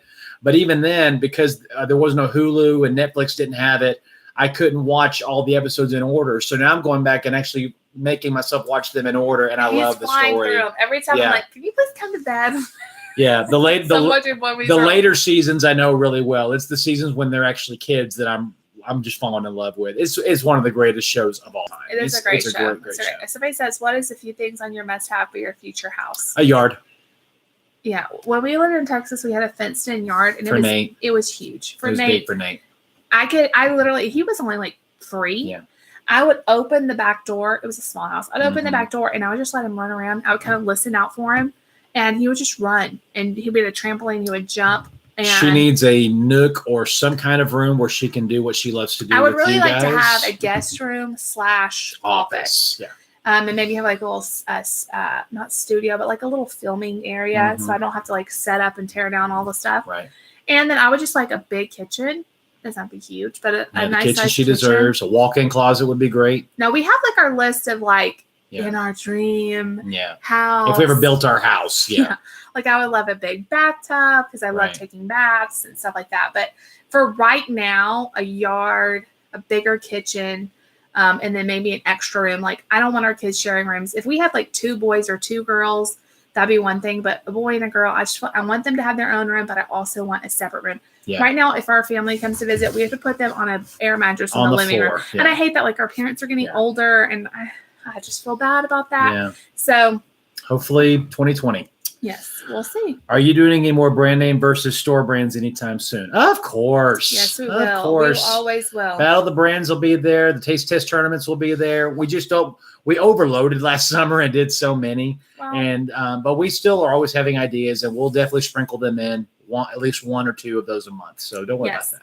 Yes, they'll definitely be there. The Battle of the Brands actually are a lot of work. Yeah. I mean, they're worth it. They're a lot of money because you have to go buy all the stuff. You gotta go find everything. And they don't get, like, I can do a regular vlog and get more views. So it's not like they get a ton of views, most of them. So I just I still like doing them. So we're never going to cut them. But, and some of them do get a lot of views. YouTube, you just never know. You never know. Question from Christy Kahn, which is, I'm patiently waiting to see David in the kitchen. Could y'all do a live cooking video? You don't want to see that.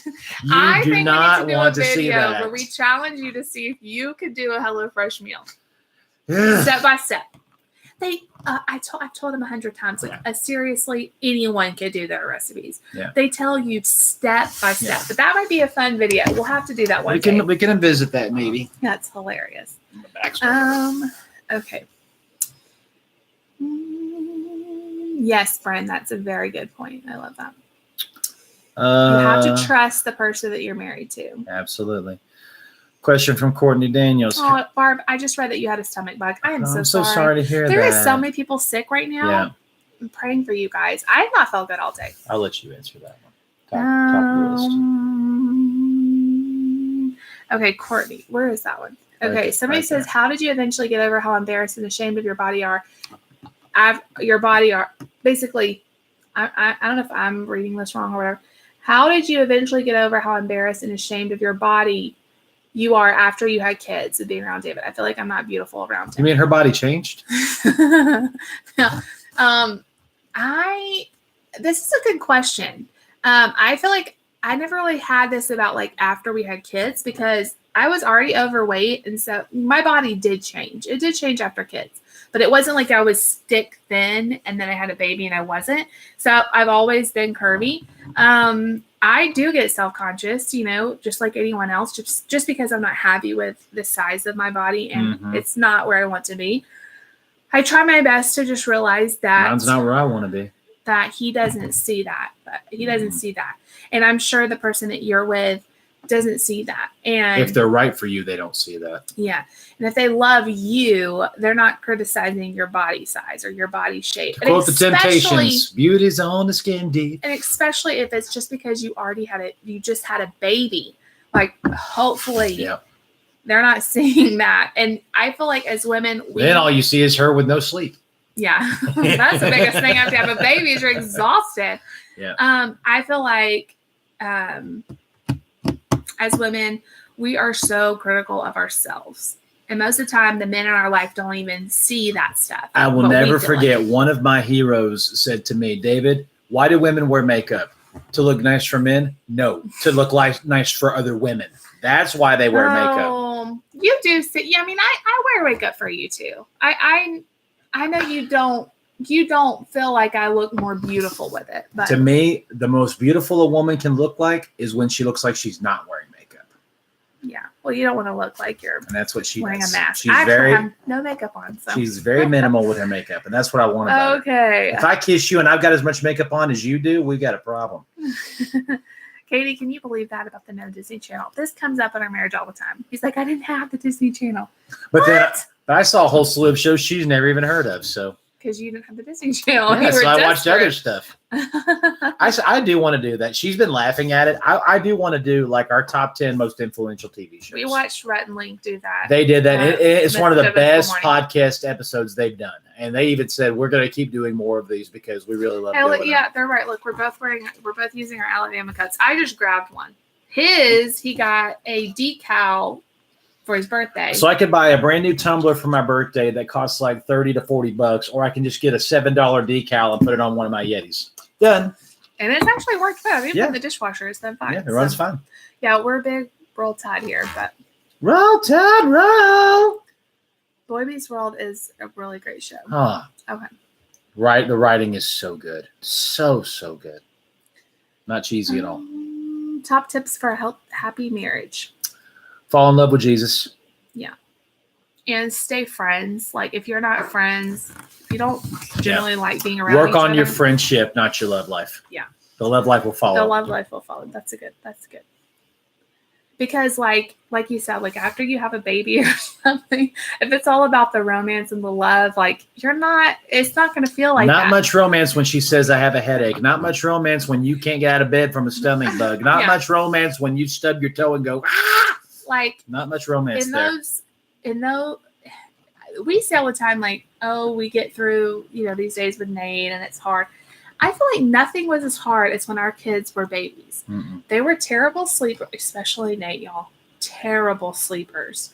I was tired all the time. She was a zombie. I was sick. Like it was mentally. I was exhausted. We had zero family. She still hasn't recovered. Around. We had zero family. Yeah. Even she's a trooper. Even hours from us. They were like 900 miles away. Mm-hmm. We were on our own. It was the hardest time of my life. And I hate that because I feel like I didn't really get to enjoy them being babies. And so I feel like we got through that just by being best friends. It wasn't anything really at that time romantic about any of it. I was exhausted. He would let me, he would pick like one day that he didn't have to be at work, like Friday night, and I would sleep. That would be like the one night that I slept. Mm-hmm. He would get up with Nate and feed him breakfast a lot of mornings. Like he just did things to help me out. We just became really close together. And, those times in your life when things like that are going on, you need a best friend more than some romantic thing. Romance will always be there to come back to. Yes. Don't neglect your spouse. Don't, punish them for being tired or whatever. But what I'm talking about is that can't, if the foundation of your marriage is that you're good at romance, you're not going to last. Romance is going to come and go as soon as the next head cold. So Melissa says hello from San Antonio, Texas. Woo-hoo! That's where we go live for 6 years. That's we love San Antonio. Is too. We love San Antonio. She looks forward to your lunch video every Saturday. Video. She's good at them. That's her favorite to make. I love making those, and I love how you guys share on my kids. And I really feel bad sometimes because I feel like I'm not giving you guys any new ideas on the lunch front. I wake up at 6:30. Now I know I'm not getting down on other YouTubers. I think some of these lunch videos are masterful, y'all. They are like production. They plan them out. They buy all the specialty stuff and they do the shapes and they do the stylized stuff. Honestly, like my kids, number one, especially that's not Nate, real life lunch. My kids would not eat that. Like they wouldn't. And I don't have that kind of time. My alarm clock goes off at 6:30. Yeah. And I have about from 6, and by the time I actually get out here, it's like 6:40. I have about 20 minutes to make lunch. Mm-hmm. And that's 3 lunches. And at the same time, I'm also getting breakfast ready for them. And so I don't have time to do anything but what I do. And so I feel bad sometimes to even show you because I feel like it's the same stuff over and over. But it's truly like what I'm doing. Yeah. I don't do anything different when I film or when I I've always filmed in the last Right. year, but whether I'm filming or whether I'm not filming, I do the exact same thing. So I'm glad a lot of you watch and cheer them on and get so excited when they eat something. And okay, Carissa, I need you to clarify. She said her best friend's sister dates Ryder Strong, who played Sean. Currently dates or in her mind dated? That's what I want to know. Because we need pictures of this. Yeah, I need living proof right now that she actually is holding hands with Ryder Strong, who plays Sean Hunter. But David no, is fangirling no, him. I'm kidding. No, but seriously, I mean, I just saw an interview with them at a Comic-Con where the Boy Meets World cast came out together. Ryder Strong he's a great guy. He's a great actor. He's a great actor. He's actually a producer and a director now. He does a lot of that kind of stuff. That was one of the fun things I learned about him is he's nothing like his character. He's actually one of the smartest people. And yeah, he played the bumbling F student, and he was not that at all. Okay, some marriage tips are coming in. Laugh and don't take yourself too seriously. That's a great so one. true. If you can't laugh at yourself, you're gonna have a hard time in marriage. There has been so many times where everything is going wrong, and we just laugh. Yeah. Because you can either laugh or cry sometimes. You can get bitter or you can get better. Oh man, that is so true. Okay.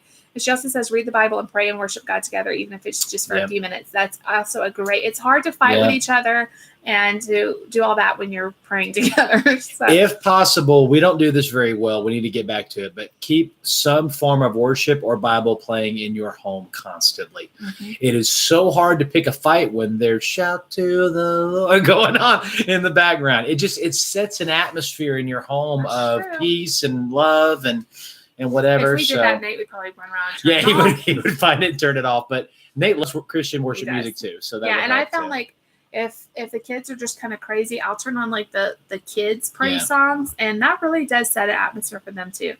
Okay. Someone said, do you have anything on your bucket list you have to do before you die? I'm not really sure. I would love to see Israel. And matter of fact, the Acts 2 journey thing our church is going through, one of the prizes for the churches that completed is the people are going to pay $500 towards each person to go see Israel. Wow. That would be huge. That'd be cool. I would love to go see Israel. That's definitely on my bucket list. Doing your own podcast. That would be fun. We've talked about it. I know it's hard to transition from doing YouTube to doing podcasts unless you have a large audience. Not only that, you also have to have equipment to do it. We don't have quality microphones. Well, not everybody has. A lot of people just use their a little plug-in microphone and stuff. We could do that, but I know it's not very lucrative. You would have to actually pay to do it for a while. So I'm just not sure, but it is something I would love to do because I love podcasts. I listen to podcasts all the time. It's something right now I'm actually listening to more podcasts than YouTube just because I'm so busy and I can have it playing and I'm not having to watch it. Yeah. We both have she has 3 or 4 going at a time. I've got 2 or 3 going at a time. I love listening to podcasts. Okay. Katie says, do you have anyone in your church family you trust to babysit the kids? She can go on a date. Trust and knowledge is the rubber. And I trust a lot of people. We have talked about this ad nauseum. Yeah. When we were in San Antonio and the kids were smaller, we had girls that would come to our house and we would pay them and they would babysit. Here, for one, we're far away from the church. So our youth girls, they would have to drive 30 minutes to get to us. 30 minutes here. And then we would have to either take them home. It's just a big thing. And I wouldn't want them driving an hour, you know. Or drop the kids off with them. So I see. And then when Nate was 2, I feel like he was a little bit easier. Now that he's almost 7, if he has a meltdown, are they going to know? You know, and not that I don't think anyone can handle it. And the other thing is the whole thing of being special needs. The body language. When he does this, what does he mean? When is he hungry? When does he want just to play something? Yeah. When he tenses up, does he need to go potty or is he react or is he? And the thing is, we know Nate so well. We can tell, no, he doesn't need to go potty. He's acting something he's watching. And literally, if we leave him with either set of parents, I don't tell them anything because they know him. They know. So if they need me, they'll call me and ask me. But I would just probably be really uncomfortable. Plus, I wouldn't want to just have them do it for free. So I would feel like I would need to pay them. And then that adds a whole nother cost. And it's just something we haven't found the right person. There are people that tell us all the time, like, if you ever need a date night, we would love to keep your kids. Bring the kids over to our house and we'll watch them. But like, I just there's a learning curve. I just feel like with Nate, I wouldn't just drop him off at somebody's house. Like, I just wouldn't, because he wouldn't be familiar. You know, he might be fine, but I wouldn't be comfortable. Someone said, Jessica, just curious, is there a reason you don't do their lunches the night before? I've gotten this question a lot. Now, sometimes I will do David's lunch the night before, because a lot of his stuff I can just stick right in the fridge. Right. Nate is super sensitive to temperatures. Yes. And so if I make the lunch before and say it's French toast, like, he doesn't have like typical a sandwich and this and that. So I can't really make it the night before. It's like mac and cheese. Well, that has to be hot. You know, French toast. Well, that at least has to be room temperature. You know, so there might be things I could put in the lunch earlier, like I could put strawberries in there, I could put his yogurt, but I couldn't fully pack the lunch. You know what I'm saying? Mm-hmm. So I feel like if I can't completely pack it, it does mean I have to do it ahead of time. Mm-hmm. A lot of times I'll do David's the night before because it's like a sandwich or a wrap or a salad or something. Right. But the kids, it's just too hard. The Nate's so funky. Like if the Cheez-Its were cold, you know, he's probably not going to eat them. So yeah. I know a lot of people do it like that though. Did we watch the spinoff Girl Meets World? We did. Yes, we did. It wasn't as good, but it's different. Okay. It's different. It's a whole different generation, and it's a whole different angle. And I remember hearing Ben Savage say these kids are dealing with so much more technology, Twitter, and all of that. They say, you know, back when we were doing Boy Meets World, you know, we would get letters or we would get phone calls, or people would say, you know what, the ratings are saying this.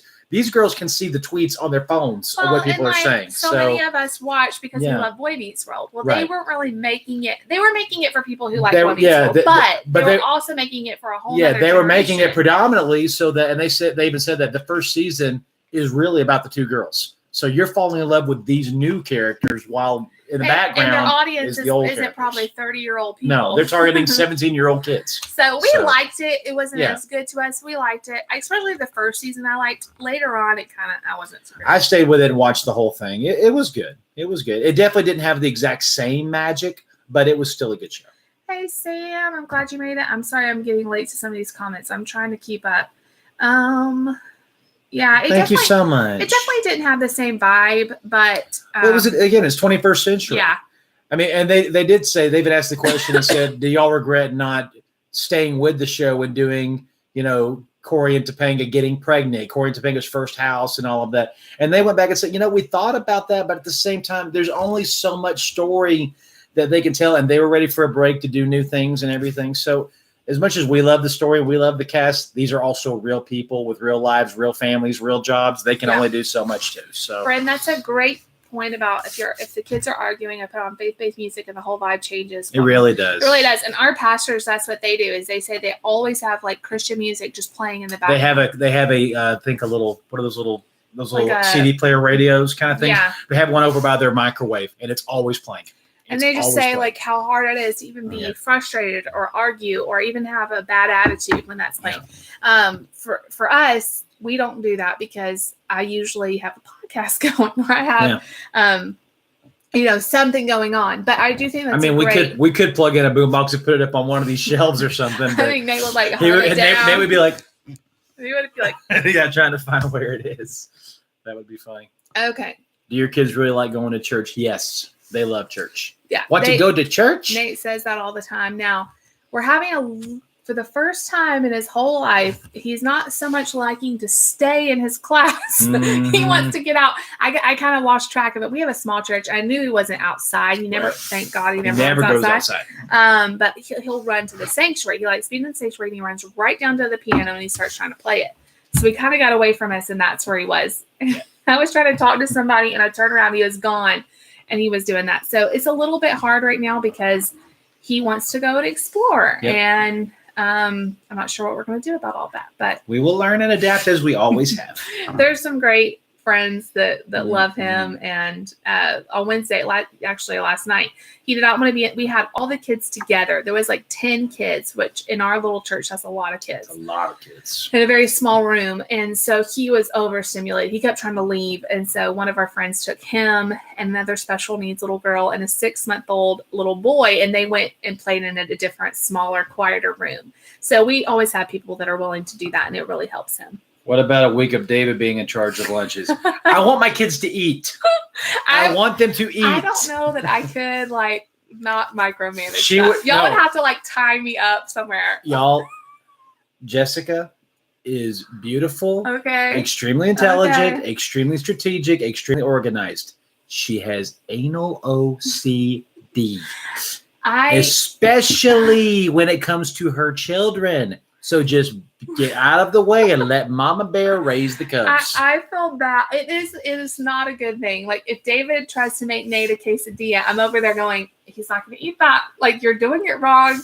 You're burning it. You're cutting it wrong. And I need to let him learn. If I do everything for you and for Nate, he's never going to learn. So I get to not do anything. It is something I'm working on, you guys. Mhm. It is something I'm working on. Okay. Do you think you'll ever return to nursing? I don't want her to. I don't ever want to. I don't want her to. She's not called to be a nurse. She's called to be a mom. Well, if I had to, I would. If God called me to, I would. I never went into nursing because I love nursing. Actually, halfway into nursing, I wanted to quit, but then I was too far in. I just went into it because I thought, hey, this is a good job, pays good. And, you know, they always need nurses and all the things. And I didn't like the stress of it. I didn't like any of it. I hated it. And so, you know, you're called to be a full-time mom and you're called to do this right here. this is what I would love to do because for me, like, so keep giving those thumbs up, likes, comments, and subscribes really and does help. shares. It helps everything. We love you guys. this to me doesn't feel like work. Like so many people say, how do you do a video every single day? Like, how do you, like, I don't have to. Like, I can set what I want to do, but I love it. Like, I try my best. Like, I feel terrible when I don't. Somebody please Google and tell us who coined the phrase, when you love what you do, you never go to work. I want to know who said that. Somebody people have said that, but I want to know who said it first. That's a great quote. I love it. Like, I love that I get to be home with my kids, but I also get to connect with other moms because there for a while, I felt so unfulfilled. Like, all I ever wanted to be was a mom, a stay-at-home mom. And then I finally got it. You know, I had that, but I just felt so isolated and I felt so lonely. And then I felt guilty for feeling isolated and lonely when so many people wanted to be a stay-at-home mom and they had to work. And so I just felt terrible. I felt isolated. I felt, like I said, lonely. And finding this and being able to connect and do something. She's not lonely anymore. She's got 14,000 friends. Almost. And it's really been helpful. Not only that, but also I get to document all these memories that we make. And you guys are all such blessings and you give me great ideas. And I just really love it. And so I would love to just see where this takes us. Let's do it. So it's a great journey. I don't want to go back to nursing. I don't think there's anything wrong with nursing. I know a lot of people who love it. And maybe I would have liked it if it was a different kind of nursing, but I like this way more. Have you ever watched When the Heart Calls? I need to get back into it. I watched like part of an episode. That's all I've watched. I have no clue what that is. Yeah. Isn't that, it's on Netflix, right? Probably. Yeah, I've watched part of it. I need to get, it's like set in like a older time period. I don't know how cable TV is going to stay around for a while.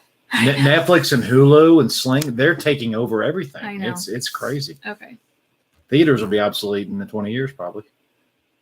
I hope not. But. Yes, Nikki, I think they're both great too. I am subscribed to why I watch all the fancy lunches.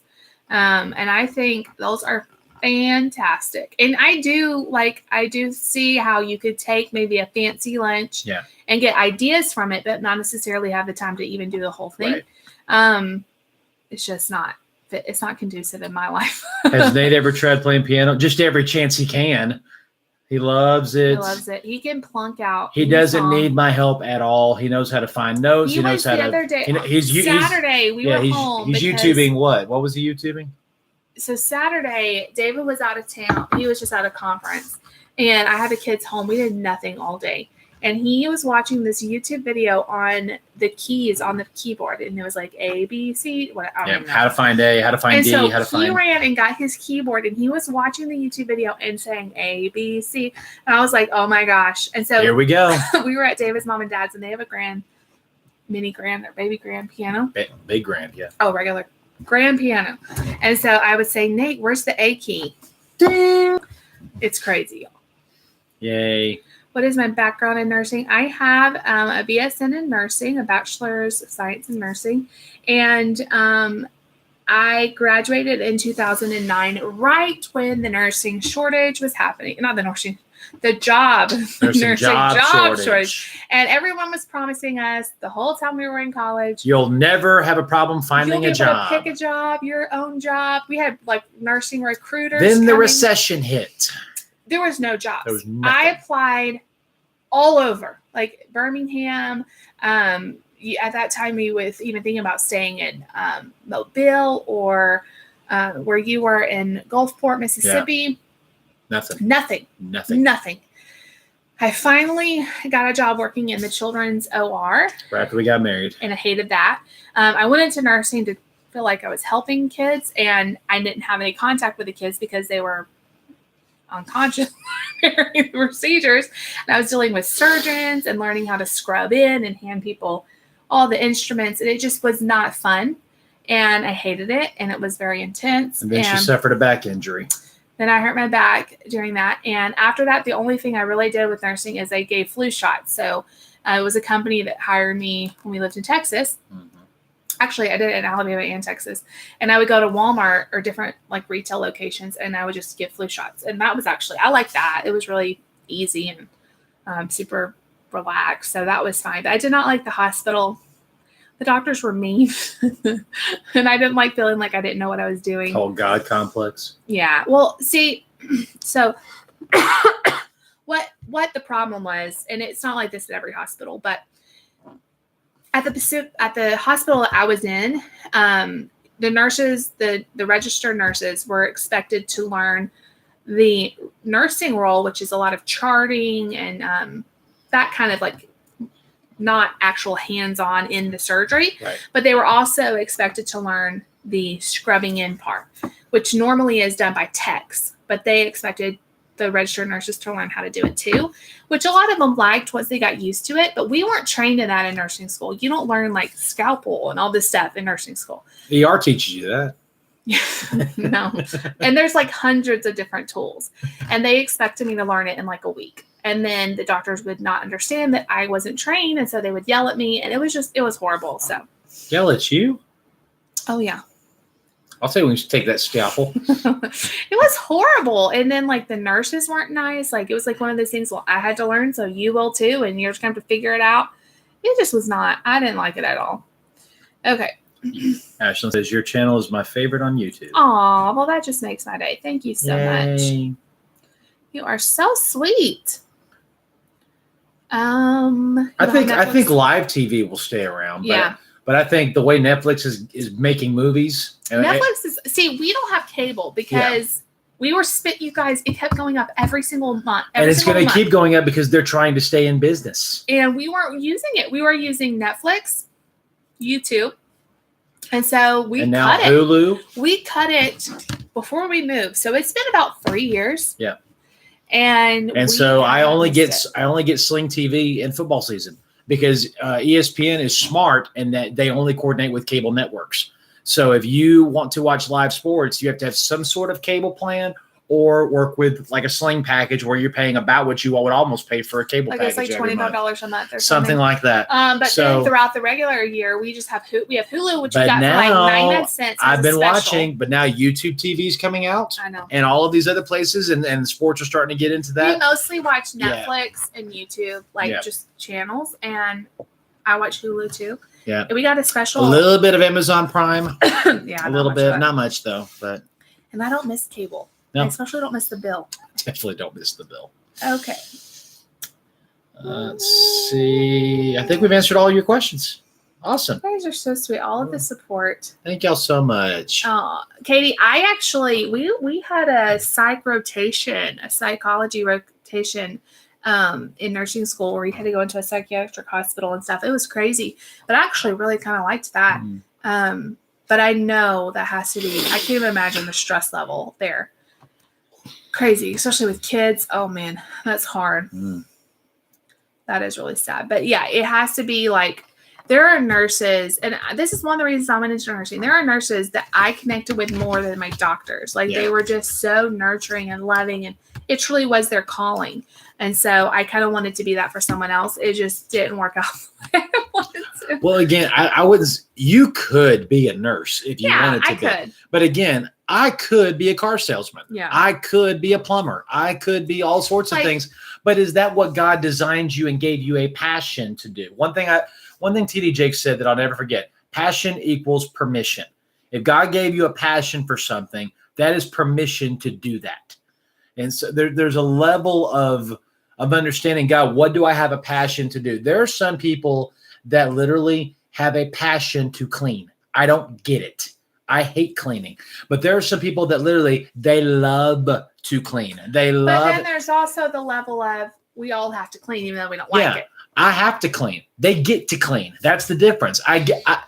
She has to be in ministry with me. I get to be in ministry. I have a passion for it. It's not that I don't have a passion for it, just not as much as you probably. You could not be a full-time minister. No. You couldn't. I couldn't do it full-time. She not because she's not gifted. She could do it, but her personality and her mentality, I wouldn't want to. She wouldn't do it. Now, if God told me to and he provided the way and it was what was the plan, then sure, I would do it. But just like that with anything. If nursing, if it was like one of those things where that was our only option and we had to make some money. Right. Yeah. But we sacrificed. We could have a way better lifestyle and everything else if I was working as a nurse. But then what would happen, to our kids and them to be in daycare, so we make sacrifices where I don't have to do that. And I'm thankful because I did not like it. Have you tried PureFlix? I know of it. I have heard of it. It's like a Christian it's version. Christian based. Has all the Christian movies and TV shows and things on it. Favorite thing to watch on Netflix? Fuller House, The Blacklist, but I'm caught up with it now, so I'm now watching it on our Xfinity cable shows. The Good Place is one of my favorites. The Good Place is a pretty good show. I never watched it. I need to get into the beginning of it. I've seen bits and pieces. There's so many good ones. Bones. The Office. Bones was good. The Office, of course. It's a classic. But what's currently on right now? We need to get into it. I'm a movie buff. I love watching movies. There's so many movies. He is a movie person. I'm a TV person. I love movies. I like TVs and I love Netflix because it's like that whole binginess of it. You can start watching a show and literally get sucked into days. And Hulu has that too. And months. So Hulu has it too, but it's not as much as the binginess as Netflix. And Hulu has paid advertisements. Netflix. Well, you can get the unpaid version, or the unad version. But like Hulu, a lot of theirs don't have like 10 seasons or something. Yeah. But that's why I love Netflix. You really can get sucked in. You get whatever you want. You get sucked into a TV show, and I love it. We do have Hulu. We got at the beginning of the year. We haven't had it consistently. We will have it for a little while, then we'll cancel it. Because sometimes I feel like we're not using it, so I'll cancel it. But then David found a special they were running like 99 cents a month for a year. Yeah, like right around Christmas they were offering that. So we paid. So we went ahead and got that. Yeah. So for 99 cents. Because there's some shows on Hulu that are not on Netflix and vice versa. So like I watched it helps to have both. American Housewife, and that's on Hulu. Hulu has Boy Meets World, and it has Seinfeld. And there's something else I watch on Hulu. Netflix doesn't have that. Like I like Blackish. Okay, that's on Hulu. And that's Hulu, a funny show. Hulu has a lot of the more recent, so they'll like if I think Hulu works more with networks. If an episode is on TV the night before, they'll put that episode the next day on Hulu. Yeah. Whereas Netflix releases them in like batches of the season. So I like having both. Hulu also has one of my favorite shows in recent years, Nashville. You can watch it on Hulu. You can't watch it anywhere else. Okay, Sam, that's a good question. If you don't know how to make your passion and a way to make it work, how do you make? So this was me. Okay, I didn't know what my passion was. I knew I wanted to be a mom, but then I became a mom and I'm like, I'm still not happy. Like I'm happy. There's something else missing. But I'm not feeling fulfilled. And I didn't know that I had this passion for videos and until what happened, honey? We've talked about this before. We started doing video announcements at church. Like where one of us would stand in front of the camera. In front of a green screen. And we would say the announcements. Just like your local weatherman. And then we would play them.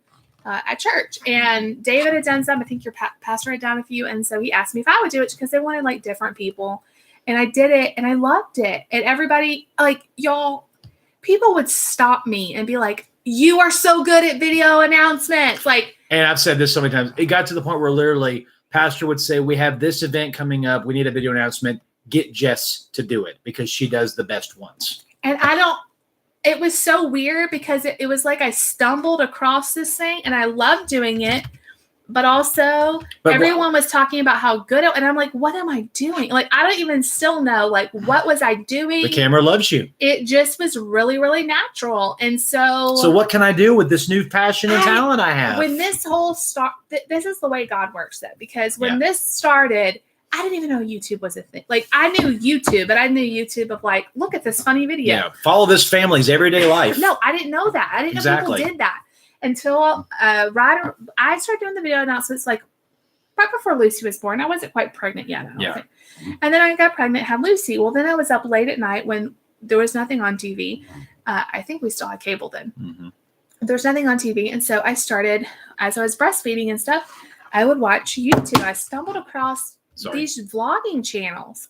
And I remember when she was a little baby thinking, I could do this. Yeah, let's keep track of our lives. And but for whatever reason, like I just wasn't sure about. I didn't know anything about editing. I didn't know anything about any of it. I didn't know how do you even post a video to YouTube. I don't know. So then I taught her just how to basically edit. But what happened? The videos that I do, but then she took it and just ran with it. That's not what happened.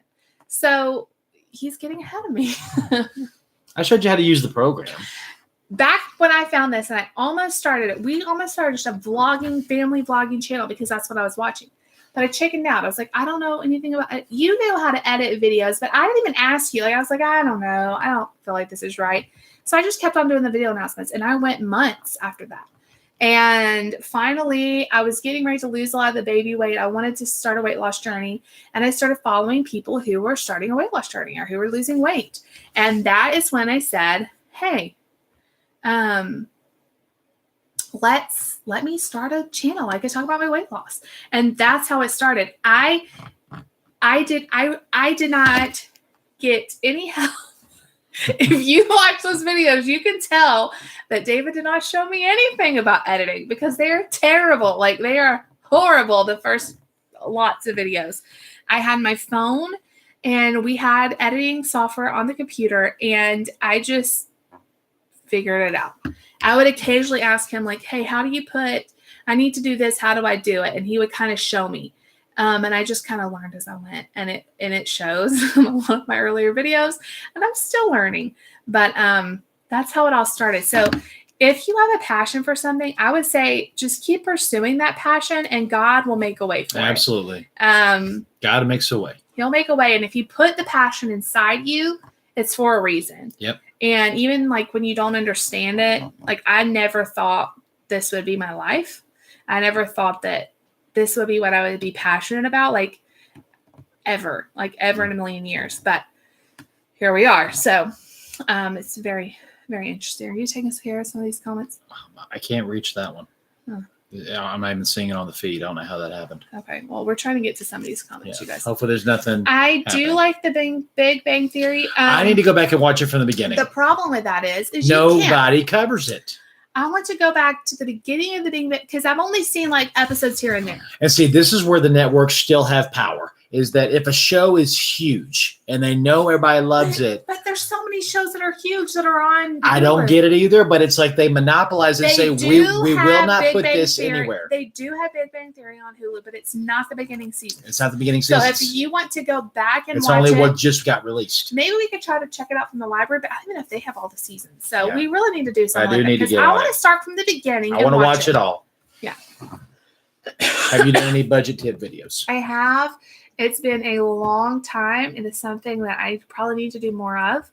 If you go to my playlist, I want to say there is some budgeting videos. Probably not very many. Mm-hmm. I think I did like a grocery budget video, and I did a couple of things like that. Okay, this is a very controversial statement. Someone said, I don't know why, but I've always hated Seinfeld. Seinfeld, okay, it's an acquired taste, and it is a polarizing show. Is it? Yes, it is. It's a very polarizing show because it's so popular, though. Because it hit at a perfect time. Let's not spend too much time on this. I know it hit at a perfect time of having a show that literally broke all the rules. There was no plot to it. No. There was no story to it. It was literally a show about nothing. And the genius of it is, and I'm a Red Link. We've been talking about this. If you were raised with moral compasses. and with values of what marriage is and how to budget and how to have friendships or whatever. Seinfeld broke all those rules. These are 4 people that never grow, never have an arc in their character. They never change. They are all there in season 1 to the last season. They are the same people. They're selfish. They're egotistical. And so, the only show that's like that. But I know that. But what I'm saying is, it's like watching a train wreck. It's watching, this thing of these people that act this way, so you don't have to almost. And what I love about it is the situations they do. We've all been there. It's just they are the worst in those situations of anything. And I think it's one of the best shows ever made. It's amazing. With my shows, I'm not looking for like a lot of storyline. I just want to be entertained. Yeah. It's just, somebody said that Nikki, you don't like Friends either. Oh my gosh. Oh, now you're treading on holy ground. Friends is an amazing show. I would say, have you sat down and watched them?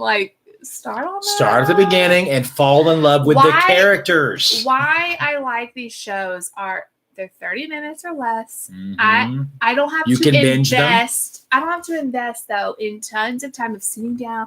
I can have Friends on or Seinfeld on or any of those kind of shows on in the background. Friends is your sleeping stuff. She goes to sleep watching Friends. It's just lighthearted for the most part. There's no big drama or intensity. Yeah. It's just funny feel good TV. You can catch an episode and then if you miss a couple, it's okay. I really like Friends and Seinfeld. So I love Seinfeld. Frasier. I never saw Frasier. My parents watched it, and I watched it every now and then. It wasn't my favorite. And Cheers was before my time. Yeah, that was not my generation. I didn't see any of Cheers.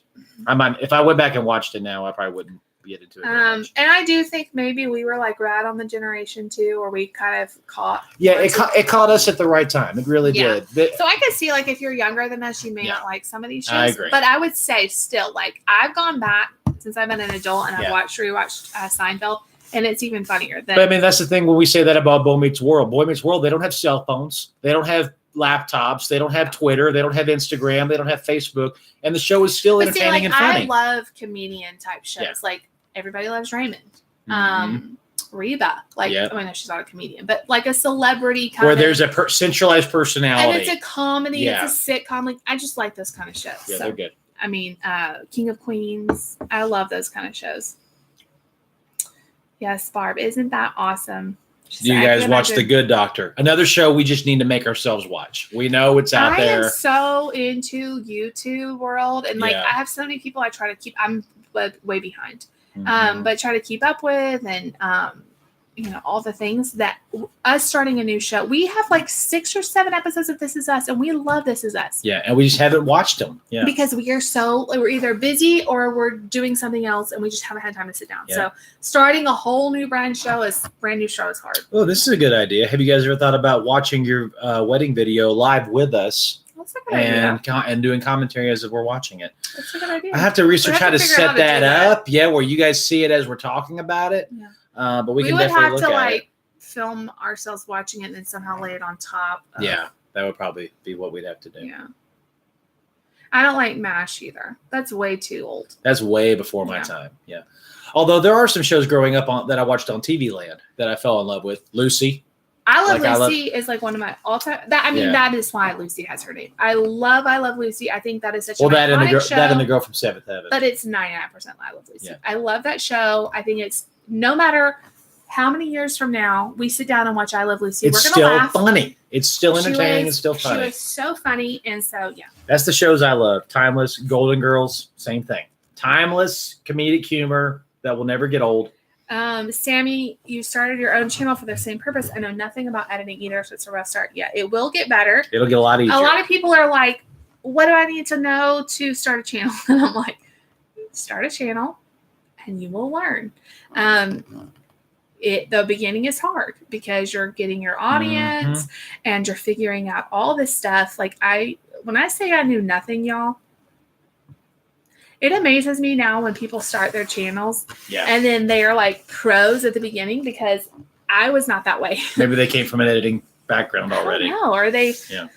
I don't know. But I mean, But see, a lot of people like watch a lot of YouTube. Like if I had watched a lot of YouTube, I probably would have learned like a few things before I started. I didn't. Like I hadn't watched a whole lot of YouTube when I started. So well, it's also like, and you say that a lot of phones now have even built-in editors where now you can edit a video right on your phone. I think they had that back then too, but it wasn't. I didn't even know about that. And so I'm still learning. Like we just learned. This is the stupidest thing. I came in here one day and I was like, I figured it out. I was like, what? So I would watch videos all the time and they would have text move in and off or fall down and up and all this stuff like text, like words. Or pictures or other video anything. Clips. And I'm like, how are they doing this? Like I know how to put text on the screen and I know how to take it off, but I don't know how to make it do all these things. And so I just finally, and I tried looking this up before and I never could like type it out in the way I wanted to answer. So I finally watched a YouTube video and it was like the easiest thing. Mm-hmm. Like it was like I'm so stupid for not. And then she showed me how to do it. And if you've seen our most recent blind taste test video, you'll see that I learned how to do it too. And so now we can make screens stuff come in and out and down and up. Now we're gonna test. I love doing it. Oh my gosh, it was the easiest thing. It was like basically all you do if you know anything about editing is you take a transition and you put it on top of the text. Mm-hmm. Duh. We just didn't know. So it's little things like that. Like I just kind of play around with it. Play with the tricks. And guess what? There are YouTube videos about how to do YouTube. So yeah. Like if you have any questions, you can just YouTube. Okay, honey.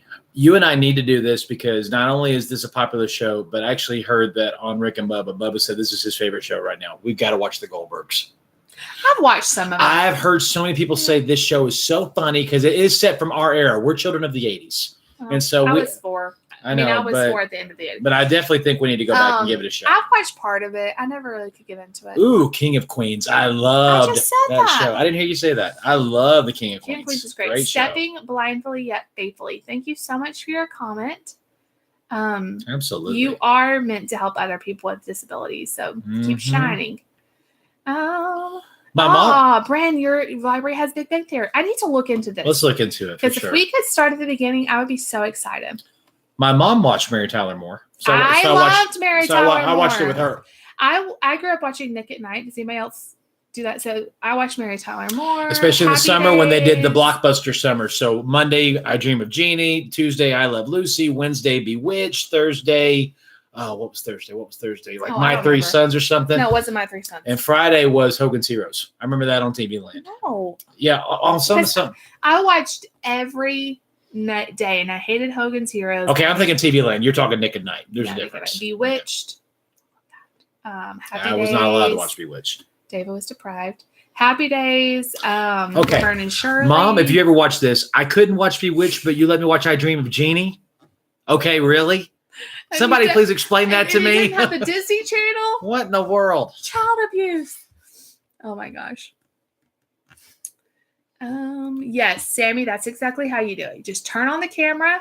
And so many people are like, well, how do you talk into a camera? I'd be so self-conscious. I always try to pretend the camera is a person. You guys, like, I don't think of myself as talking to a camera. And it's really weird because Dave and I have talked about this. I have an extreme fear of public speaking.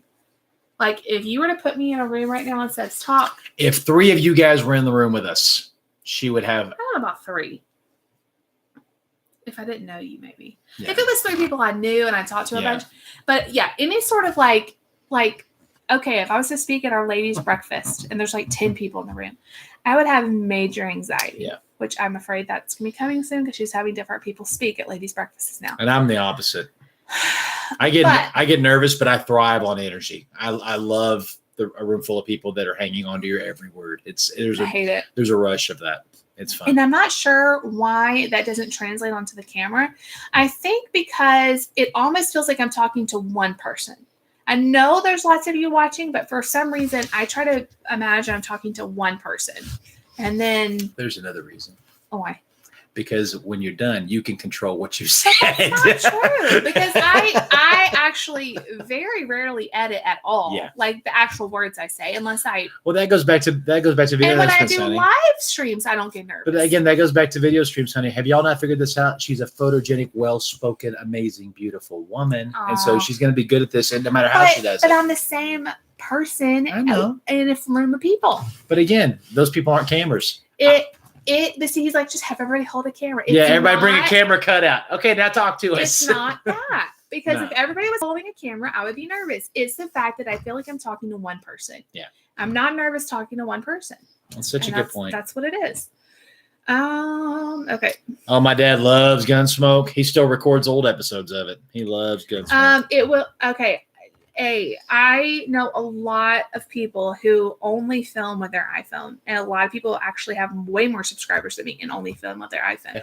Your iPhone is fine. Yeah. The hardest part for me, I use my iPhone for the first year Yeah. or more. It's really hard, and I'm not good at this still, but it's more obvious with the iPhone. When you're filming with an iPhone, it's very hard to look at the camera. Yeah. So here's an iPhone. When you're filming, you see yourself, and you want to look here, Right. and the people are And the over here. camera's right there. Yeah. And so if I go back and watch my videos, I'm like, you're not looking at the camera, and it's obvious. So that's my only advice for the iPhone, but it has great quality. So I think that's fine. That's another show I never got into. She says she's 34 and loves the Beverly Hillbillies. Oh, yeah. I never got into it. I watched I them. never got into it. I watched all those shows that were on Nick at Night. All of them. Mm-hmm. And yes, I loved the Wonder Years. Loved the Wonder Years. Great show. Bren says she has speak to an auditorium of people with 0 problems, but 5 people, no way. Now, my best friend says the same thing. She's like, I can sing in a room full of people and sing. But if I was to sing in front of 2 or 3 people, Yep. I'd be extremely nervous. Yep. I get more don't know. nervous in a small group than in front of 100 people. I really do. I do. I don't know. It's like felt there's more. nervous It's like either there's more focus. It's more personal. It's I would more feel nervous reaction either. based. Yeah. way. Plus, in a sermon, there's not a very good chance anybody's going to say, "Hey, I got a question." They're just going to sit and listen until you're done. In a small group, there's a lot more interaction, so you got to be more kind of ready to answer Yeah, questions and that's true. stuff. So My whole thing, I think, with public speaking is I'm afraid people are going to think I sound stupid. I don't know why I'm afraid of that, but that's what I'm afraid of. that's why preparation is necessary. Believe me, I prepare, but I Yeah. prepare myself into anxiety. Yeah, you just gotta. You gotta leave room to breathe. Okay. Never watch The Odd Couple. Don't be afraid of mean trolls. I will say it took a long time before I ever got a mean comment. Mhm. Most people are nice. I would say Yes. 99% of people are nice. And the 1%, block them. Yeah. So you may go on for months without getting a mean comment. So just start, and if you get a mean comment, just delete them. Barb, this one's for you. Live long and prosper. I never watched Star Trek. I like the movies more than the show. The Odd Couple. I never really watched The Odd Couple either. I watched Bewitched, I Love Lucy, Happy Days, All in the Family, Wonder Years. You watched Laverne All in and the Family? Shirley. Yep. Wow. Laverne and Shirley. never The went that. Jeffersons. Moving on up. To the inside. Oh, that's to funny. the deal. Apartment in the sky. Yeah, I did. Yeah, you watched a lot more old shows than me then. Yeah. I watched anything that came on Nick. I love Nick at Night. I watched that growing up. I think all the probably the show that hit both of us at the same time was Seventh Heaven. I've seen every single episode of Seventh Heaven, and it definitely was the Wonder Years for me because it was right in my generation. I grew up with those kids. That was the same I age like as Seventh them. Heaven, but it was like one of those things. It came on once a week, Right. So I would watch it, but these other shows would come Yeah, on. but what I mean is, every day. Because I kept thinking about if we do this, I do want to do this podcast or this episode with her where we talk about our inspirational TV shows. Seventh Heaven would be on my list because it literally was. I set aside time not to miss it. That was one of those kind of shows for me, and there were very few of those where you just did not. If I have to find another TV in the house, I'm going to find another TV to go watch Yeah, I it loved because it. I did miss it. I loved it It too. was a great show. I loved it too. And although I've tried to go back and watch Seventh Yeah, Heaven. it's work again. We grew up with it. Yeah, So I go back now and I'm like, oh, this Yeah. is so cheesy. yeah, But I like it. I like the whole that you get like the different perspectives of the different family. And there's like 3 different little stories going on in one big Yeah. story of like Yeah. different people's perspective and stuff. Growing Pains. I did love Growing Yes, Pains. I love Growing Pains. Step by Step was a good show too. Step by Step was okay. Growing Pains, Full House. Yeah, I grew up with Full House. Brady Bunch. Anybody else? Brady Bunch. I like that too. I hate the Brady Bunch. I'm sorry. It's way too unbelievable. Well, I watched it when I was young. Yeah. I would watch Brady Bunch with my great grandmother. She lived with us for a couple of years. Oh, a year or two when I was early middle school. And so I would get home maybe like sixth or maybe sixth grade. I would get home and watch that with her. We would watch Brady Bunch and we would watch Judge Judy. You did not. Yeah.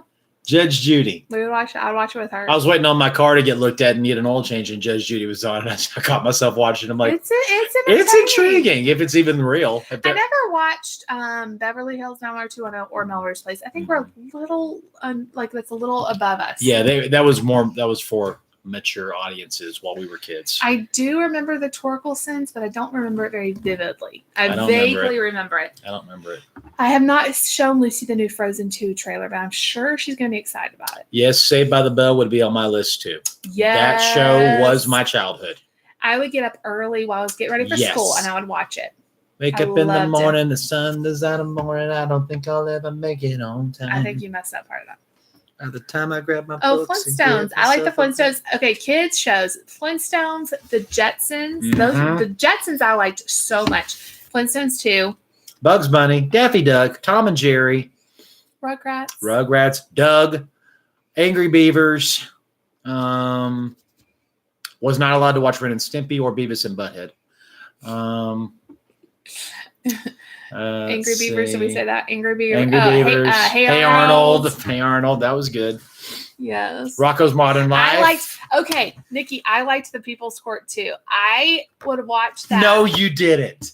Are you kidding me? The People's Court? No. It came on. Whenever I was homesick for school, it came on like right at noon. And it came on at noon and 12:30. And I loved it. I loved that lady. What's her name? I love that show. I like that part more than Judge. I did watch Garfield. Any of the Saturday morning cartoons. Rocco's Modern Life. Yeah. Magic School Bus.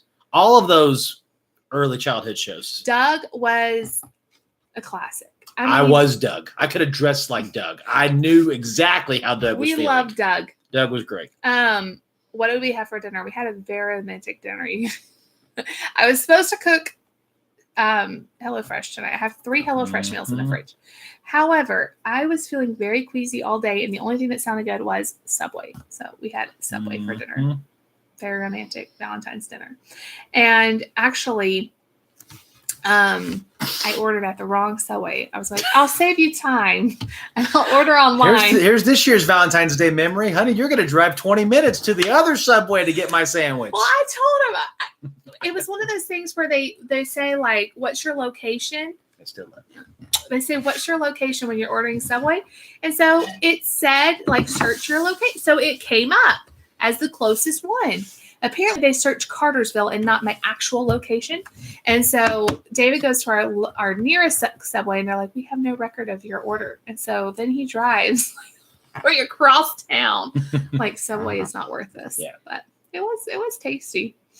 Any last minute questions before we call it a night? Garfield, Barbie, and the Rockers. I don't know that one. Never watched any of that. I love Garfield though. Sesame Street. Grew up on that until Somebody I was like said 7 the or 8. original Doug, not Disney. What is that? Yeah, the Nickelodeon's Doug. Yeah, before Disney got it. I didn't know Disney ever got it. Yeah, Disney got it when he went into junior high and high school. Oh, okay. See, when we went to Disney World, they did a live action Doug show, and it was one of the most amazing things I've ever seen in my life. Like, it was literally the cartoon come to real life. Yeah. They even did like that. You know how he pulls down that the paper. The paper. They did the whole thing. It was so good. Yeah. Yeah. It was good. So as far as what I could remember from Disney, see, my parents would either get Disney from my aunt or they would get me the Disney DVDs. So I remember watching Chip 'n Dale's Rescue Rangers, Tailspin, and shows like that on the Disney Channel. Yes, Megan, we're still live. We just, when we come on here, we help ourselves. We just stay talking to y'all forever because it's so fun. Mm-hmm. Hey, Mandy. Yeah, you'll get at least 2 hours out of this on a live stream. I did realize that those judge shows are totally fake. They pay both parties to be on there. It's there's no way Judge Judy's real. She probably is a real judge, but I mean, it makes sense because they're not going to put actual court cases on the TV. Sorry if I blow your minds, but Jerry Springer's not real. Neither is Maury. None of those shows are real. They're all paid actors. Oh my gosh. But see, like when we were kids and we stayed home from school because we were sick or something, there was nothing else for us to watch. They didn't put on, like nowadays, if you're home from school sick, you can watch whatever you want. Back then it was like we had to watch People's Court and stuff or Days like that. of Our Lives, Young and the Restless, whatever daytime TV I Love was. Lucy, and that's why I watch this kind of things because they didn't have other stuff on. So our kids will probably never know until they get I did older. watch Fraggle Rock. I remember that. That was a Gummy great Bears. show. I didn't watch Gummy Bears. Yeah, we watched. Yes, Price is Right. Yep. I've seen 5,000 episodes of that show. I love The Price is Right. Yep. We love the Game Show Network. I love game shows. All these old game shows. Card Shark. Okay. Match Game. If God had not called me into ministry, I would be a game show host. You guys, I love being a game show host. David gets to host our game nights. And a lot of people, when I tell them the vlogs, we're having a game night, they think football game, I think. Mm-hmm. No, we're talking like game shows. We play Family Feud. We play Password. We play the Newlywed Game. And I'm usually running around behind the scenes. She's the behind the scenes making it all work. And David's like, "You're not playing my music." Oh man. We gotta hook up the stuff better. I'm the crew. Yeah. Oh my gosh. Oh so Lord, don't Plinko. Yeah. I mean, come on. They hype it up. Plinko. Love Connection. I would watch the. I did watch the Love Connection. Oh, the dating. Oh, no. Man. So stupid. I watched one episode of the dating game and I got convicted. That is not good TV. Yeah. They do not. They are not clean. Well, I would put on Game Show Network and I would watch it like all the time. Like me and my friends. Do you have a favorite game show of all time? I don't think we've ever asked each other that question. That's a good question. Probably Family Feud. Of all time, yeah. Probably. Well, now because Steve Harvey's made it must see TV. I mean, good grief, Family Feud is so awesome funny. Now. But back, I love watching game show bloopers. If you were ever really bored, Google game or YouTube game show bloopers. It's so much fun. Sucked in. Yes. And Supermarket Sweep. That was a good one. I never missed that one either. And then that mall Shop Till You Drop. Shop Till You Drop. I never missed that either. Price is Right, probably. Oh, Press Your Luck. Yes, that was fun. That was fun. I brought that back. That was fun. We beat Shazam right now, but we just said it's not really on it. Yeah, it's been about 3-4 months since we've seen an episode. Maybe it's on a break. We went through a thing of liking Deal or No Deal. I still think. Of course, when Who Wants to Be a Millionaire was on, we watched that. Yes, loved Who Wants to Be a Millionaire. Remember, like the era of the game show and all of these it was huge. It was everywhere. Yeah. Now, my favorite game show, I think I can remember, was Greed. Greed was a great show. Yeah. I liked it. Family Feud is hard to watch with kids, though, a little too adult. Yeah, it can be. I wish it was more Family Feud and less. They know what sells. I know. That's what they do. Yeah. But I mean, that hadn't changed back. When you watch the older when Richard Dawson was on it, it was just as bad then too. Yeah, they were just as bad then too. Price is Right. I would probably say in terms of my childhood being defined, Price is Right.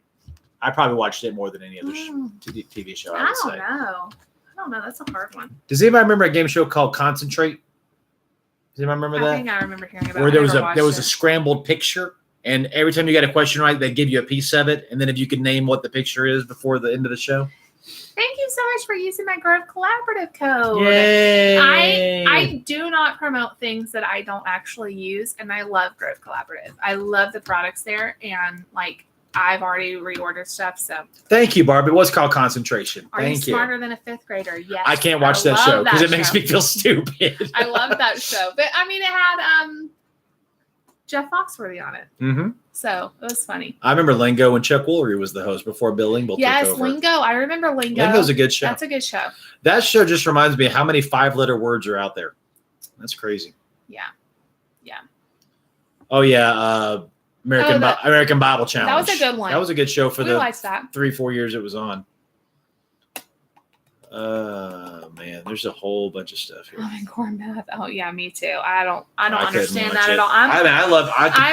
I can do the history category pretty easy, but no, math kicks my butt. The little bit of the math that's coming home with Nate, the way they're getting him to do it, I'm just like, oh, you talk about a show you can't watch with kids. The Match Game is terrible.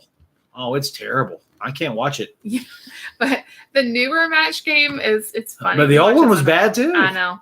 They're both bad. Those hosts are just. But they are funny though. I used to watch them. Oh yeah, they're funny, but you can't watch them with kids. I know. I wish they made some of these more. Where in the world is Carmen San Diego? Oh, I love that song. We watched Jeopardy too, but I never can answer. Oh, Jeopardy is a show that will make you feel stupid. Oh, yeah. Jeopardy's terrible. Terrible. Yeah. And you think about it, on Who Wants to Be a Millionaire, you answer 10 questions correctly, you win $150,000, $200,000. You have to play like 10 games of Jeopardy to get that much money. Card Shark is one of my favorites. That's a great show. I love that when I was like watching the Game Show Network back in the day. That was one of my favorites. Yeah. Wheel of Fortune. Yep. I watched it with my grandmother. That's my mom and my dad and my brother's favorite game show. We just watched that with Kevin the other day when we were at his parents. He loves Wheel of Fortune. Wheel of Fortune's okay. I wouldn't put it in my favorites. I liked watching it with my grandpa. Hollywood Squares. Yes, I love watching the celebrities. Yeah. Remember Gilbert Gottfried? You fall! But they don't know what you're talking about. There's some cool Go YouTube, Gilbert Gottfried, Hollywood Squares. Nate likes watching Wheel of Fortune too because he likes the letters. Yeah. And he likes Family Feud because of the countdown of the clock. Mm-hmm. He likes that. When the right answers turn over, he gets to read the answers. Some of them don't sound too good if he reads them. So we try to monitor that. One has $100,000 Pyramid. That's a great one. Yeah, still watch that one. We watched that with one. Michael Strahan. Yeah, the new one. He's a good host. There are some good game shows, but back in the day it was way better. Yeah, game shows were just such a must-see TV. Now they'll come out with a game show and then it'll kind of die off. The Beast? Is that what was that one called? Beat the Beast? No, it was called The Chase. The Chase. I still love it. That's a great show. I still love The Chase. They canceled it a little too early. Password is a good one. Yep. We tell Password. Tell the Truth. That was a good one. I've never seen an episode To Tell the Truth. Isn't that the one where they had the husbands? No, To Tell the Truth is where you have 3 experts. 2 of them are lying. One of them's telling the truth. I saw that too. What is the one where they have the husbands answering questions? Not Newlywed Game, but it's like the husbands and then their wives are on TVs. You don't know what I'm talking about? Oh. It's old. It's not. Yeah, that is an old show. I forgot what it is. Oh man, there's 3 husbands. Oh, Fear Factor. I love that one too. That one was gross. I never watched Fear Factor. Oh my gosh, that was all. My friends who talked about Tattletales. That's it. Yeah, I knew it. I knew it. I just couldn't think of the name. Yeah, I liked all the game shows. I didn't discriminate. I liked them all. Cash Cab. I got on a Cash Cab kick. We were at the beach when it was on like a marathon. We watched like 10 or 12. I think we were like Destin and it came on and we watched like 10 straight episodes of it. Yeah. Fear Factor was one that was like all the rage. It was must-see TV and we would watch it, but it was gross. It was literally, we're going to do stuff you've never seen on TV before. You have to watch it. Yeah. And so, yeah. My family watched it. And the kids, Nickelodeon had a show that did that same thing called You Can't Do This on Television. That was the name of the show. Do you guys remember Win, Lose, or Draw? Then it became Pictionary. Oh yeah. Do you guys remember I'm trying to think of the name. They were like on Disney Channel and Nick Jr., Nickelodeon and stuff, like the game shows. Like Double Dare? Double Dare, but what was that other one? There was one that was my favorite. What would you do? What was the one that had Summer Sanders? Oh. Wild and Crazy Kids. That was a good one too. Love Wild and Crazy Kids. No, you're thinking of Figure It Out. Yes. Figure It Out was my favorite. That was a good show. Wild and Crazy Kids, I never missed an episode. I watched it my whole childhood. Legend of the Hidden Temple. Yes. Figure It Out. Yes. I literally recreated that show in my backyard. The pool was one of the places. The treehouse was a place. The under the porch was a place. I had like 6 rooms. Everybody's like, figure it out. And I hid like some stuffed animal or something in one of those places, and all my cousins would have to go through all the rooms trying to find it, just like Legend of the Hidden Temple. Brent said she was stuck on Antique Roadshow when she had the flu. What were you watching? American Pickers or something? I like American Pickers. Yeah, he gets stuck on that. I like American Pickers. Global Guts. Yep. Or first off, it was just Nickelodeon Guts. Yeah. Which, by the way, little tidbit of trivia: the host of Guts is Jim on Yes Dear, Mike O'Malley. It took me forever to go, where have I seen this guy before? It's the balding guy that always wears the hat on Yes Dear. I kept going. Who? I've seen this guy before. Where is it? I went back and watched an old episode of Guts, and that's where he is from. That's so funny. Yeah. Yeah, I loved all those. Like, I feel like all we did as kids was watch TV. Look how good we turned out. Watch TV and go to church. Stay out of trouble. That's right. That's right. You gotta, we would do that. We would go over to each other's house, like for a slumber party. We would watch like Card Sharks and stuff. Like, I don't know why. Okay, let's end with this. So we all had different game shows growing up. What game show could you go on now and do good? I think we've said Supermarket Sweep. That's my jam. She could do that. If I went to the supermarket now and you gave me a challenge, I could get in and out of it. She could do it. I know where everything is. David will call me and he'll be like, they don't have whatever. Yes, they do. I was like, put me on FaceTime. You're here. Go over to the right. Go over. Now a little bit up. Right there. You would rule Supermarket Sweep. Yes, you would. That is your show. You guys, let's all be mad for a second. When we had moved and I was trying to find something to add to before you had this job and everything, I applied to work for Shipped, where you like shop for people's groceries, and they rejected me, y'all. Do they even know? I had to submit video interviews and stuff, and they never hired me. And I'm just like a little bitter about it. Y'all missed out. Because I am a pro at grocery shopping. Mm-hmm. I take pride in it. What show would I do good on? I don't know. What do you think? I don't know enough music to beat Shazam. So definitely not that. Bryn, that is hilarious. Her kindergartner told her whole class and guest speaker that her favorite show was Naked and Afraid. Oh, no. I'm sure they were like, okay. Kids are so funny. Kids say the darndest things. That's a great show. Is a great show. Finders Keepers, Get the Picture, Nick Arcade, Make the Grade. I remember some of those. Oh, if they brought back Legends of the Hidden Temple, I would, of course, audition to host it. I would have definitely auditioned to host it. Sammy, I back then, Instacart wasn't as big a thing, or I probably would have applied for them too. I know the pay is not great, though. I was trying to do anything I could think of. I thought, hey, I can grocery shop. Mm-hmm.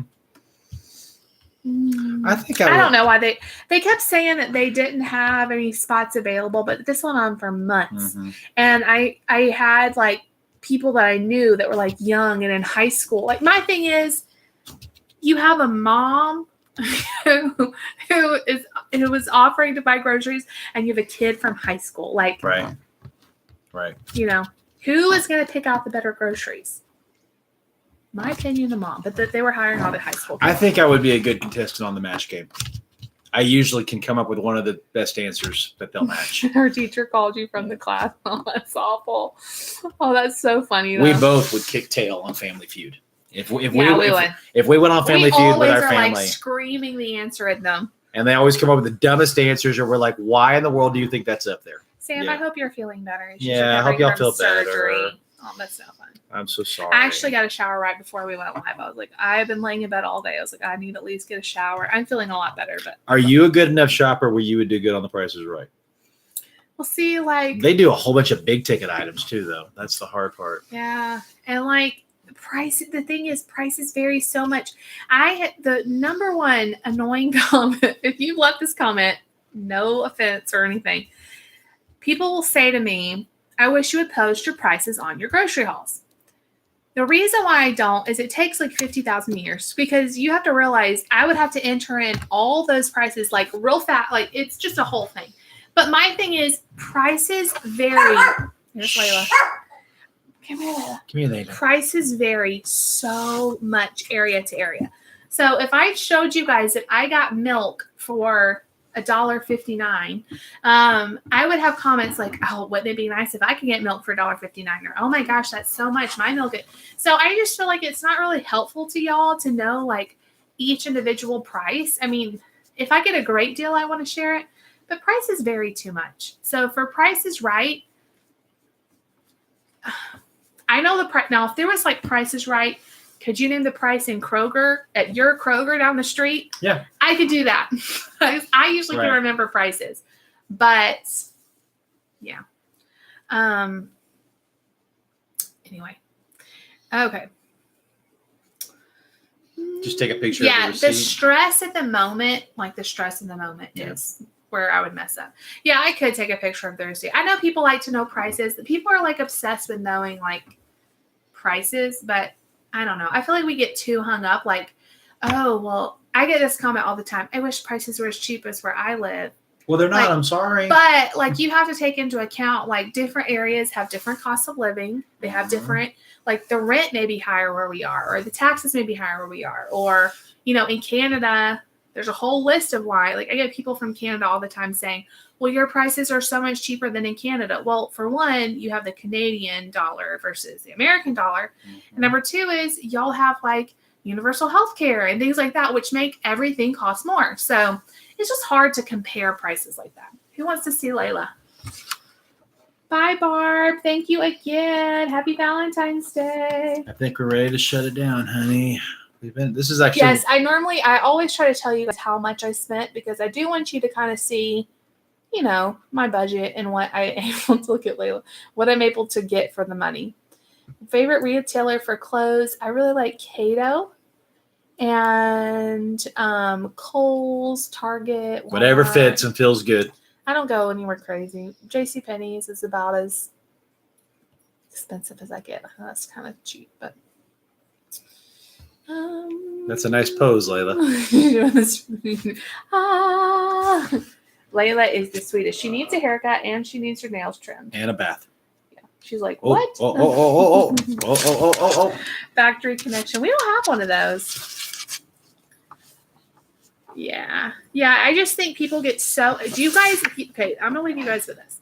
If you don't watch Living on a Dime, and you have any sort of budgeting needs, advice, definitely go do this. Finances, groceries, whatever. They have amazing resources over at Living on a Dime. They have a website. They have a YouTube channel.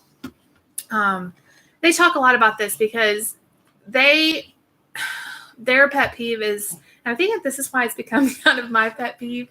People sometimes want to focus on the negative of, well, where I am, I can't get those prices. Instead of, you need to find the best prices in your area. You can find? Yes. So it doesn't matter what somebody across the country can get. You need to find your best prices. Right. And don't worry that someone else got chicken for $1.50 a pound. If the cheapest you can find is $2, then that's the cheapest, Then you're doing the best you can. So don't get hung up on, that's the whole thing, like comparison again. Comparing yourself, and then you always come out with this negative view. Yep. I wish I could do that. Do your best. They'll light into you over there at Living on a Dime.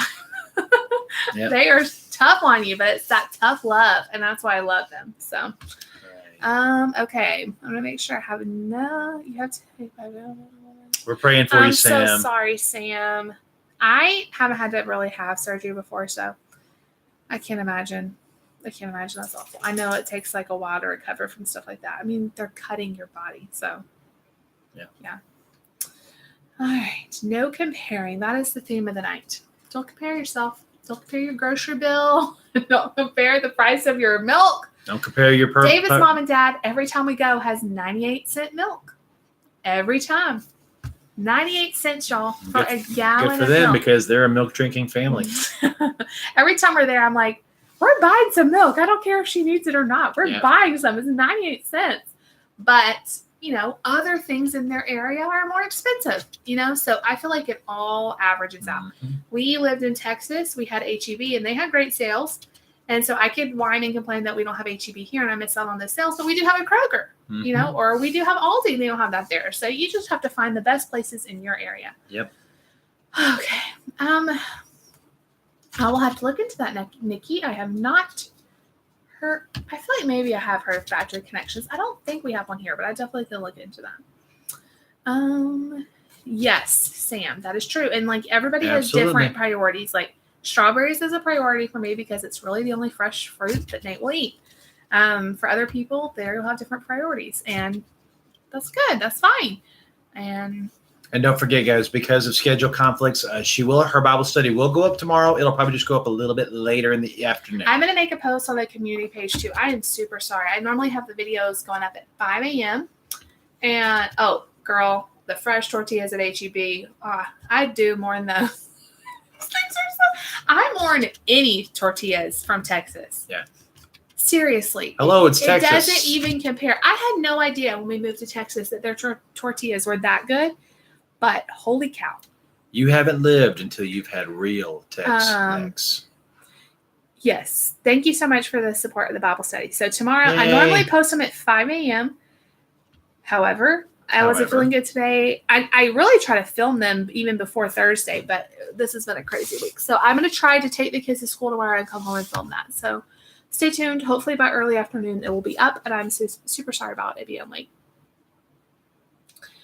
That's a good price for jeans, for sure. ShopRite. Yeah, I don't know. I haven't heard of, I've heard of ShopRite, but I've never lived with one clothes. ShopRite. Yeah, I like, and that's why. We have a Food Lion near here. Well, do your mom and dad have Food Lion? No. We don't have a Food Lion. There's one just north of us in Adairsville. Oh. We have Publix. I like watching YouTube because I like watching the different kind of groceries that people get at the different grocery stores. It's very interesting to me. But I'm a super nerd about grocery stores, so. All right, you guys. Well, it's getting very late. David has to get up early. Pretty gorgeous nerd. What? Oh, me. Mm-hmm. You don't have any of the stores. Her, the person I can't see her picture. She's a very gorgeous nerd. I thought somebody said something. You don't have any of the stores anyone has on YouTube. Well. I know. Love you guys. Morning and night routine. That is hopefully coming. Mm-hmm. I am working on getting back into a morning and night routine. And when I get it figured out, I'll share it with you guys.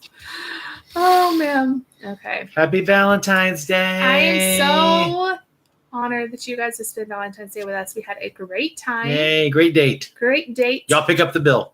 Warm bread and fresh tortilla dreams to you both. Oh, we'll be dreaming about those tortillas. Oh, man, there's no words. There is no words. All right, you guys, we love you. Happy Valentine's Day. We'll see you guys tomorrow. Take care, everybody. Make sure you like. More videos coming subscribe, soon. All the things. Comment, share. Bye, guys. So close to 14,000. So close. All right, you guys, good night. Thank you for spending time with us. We'll see you all later. Bye. Bye.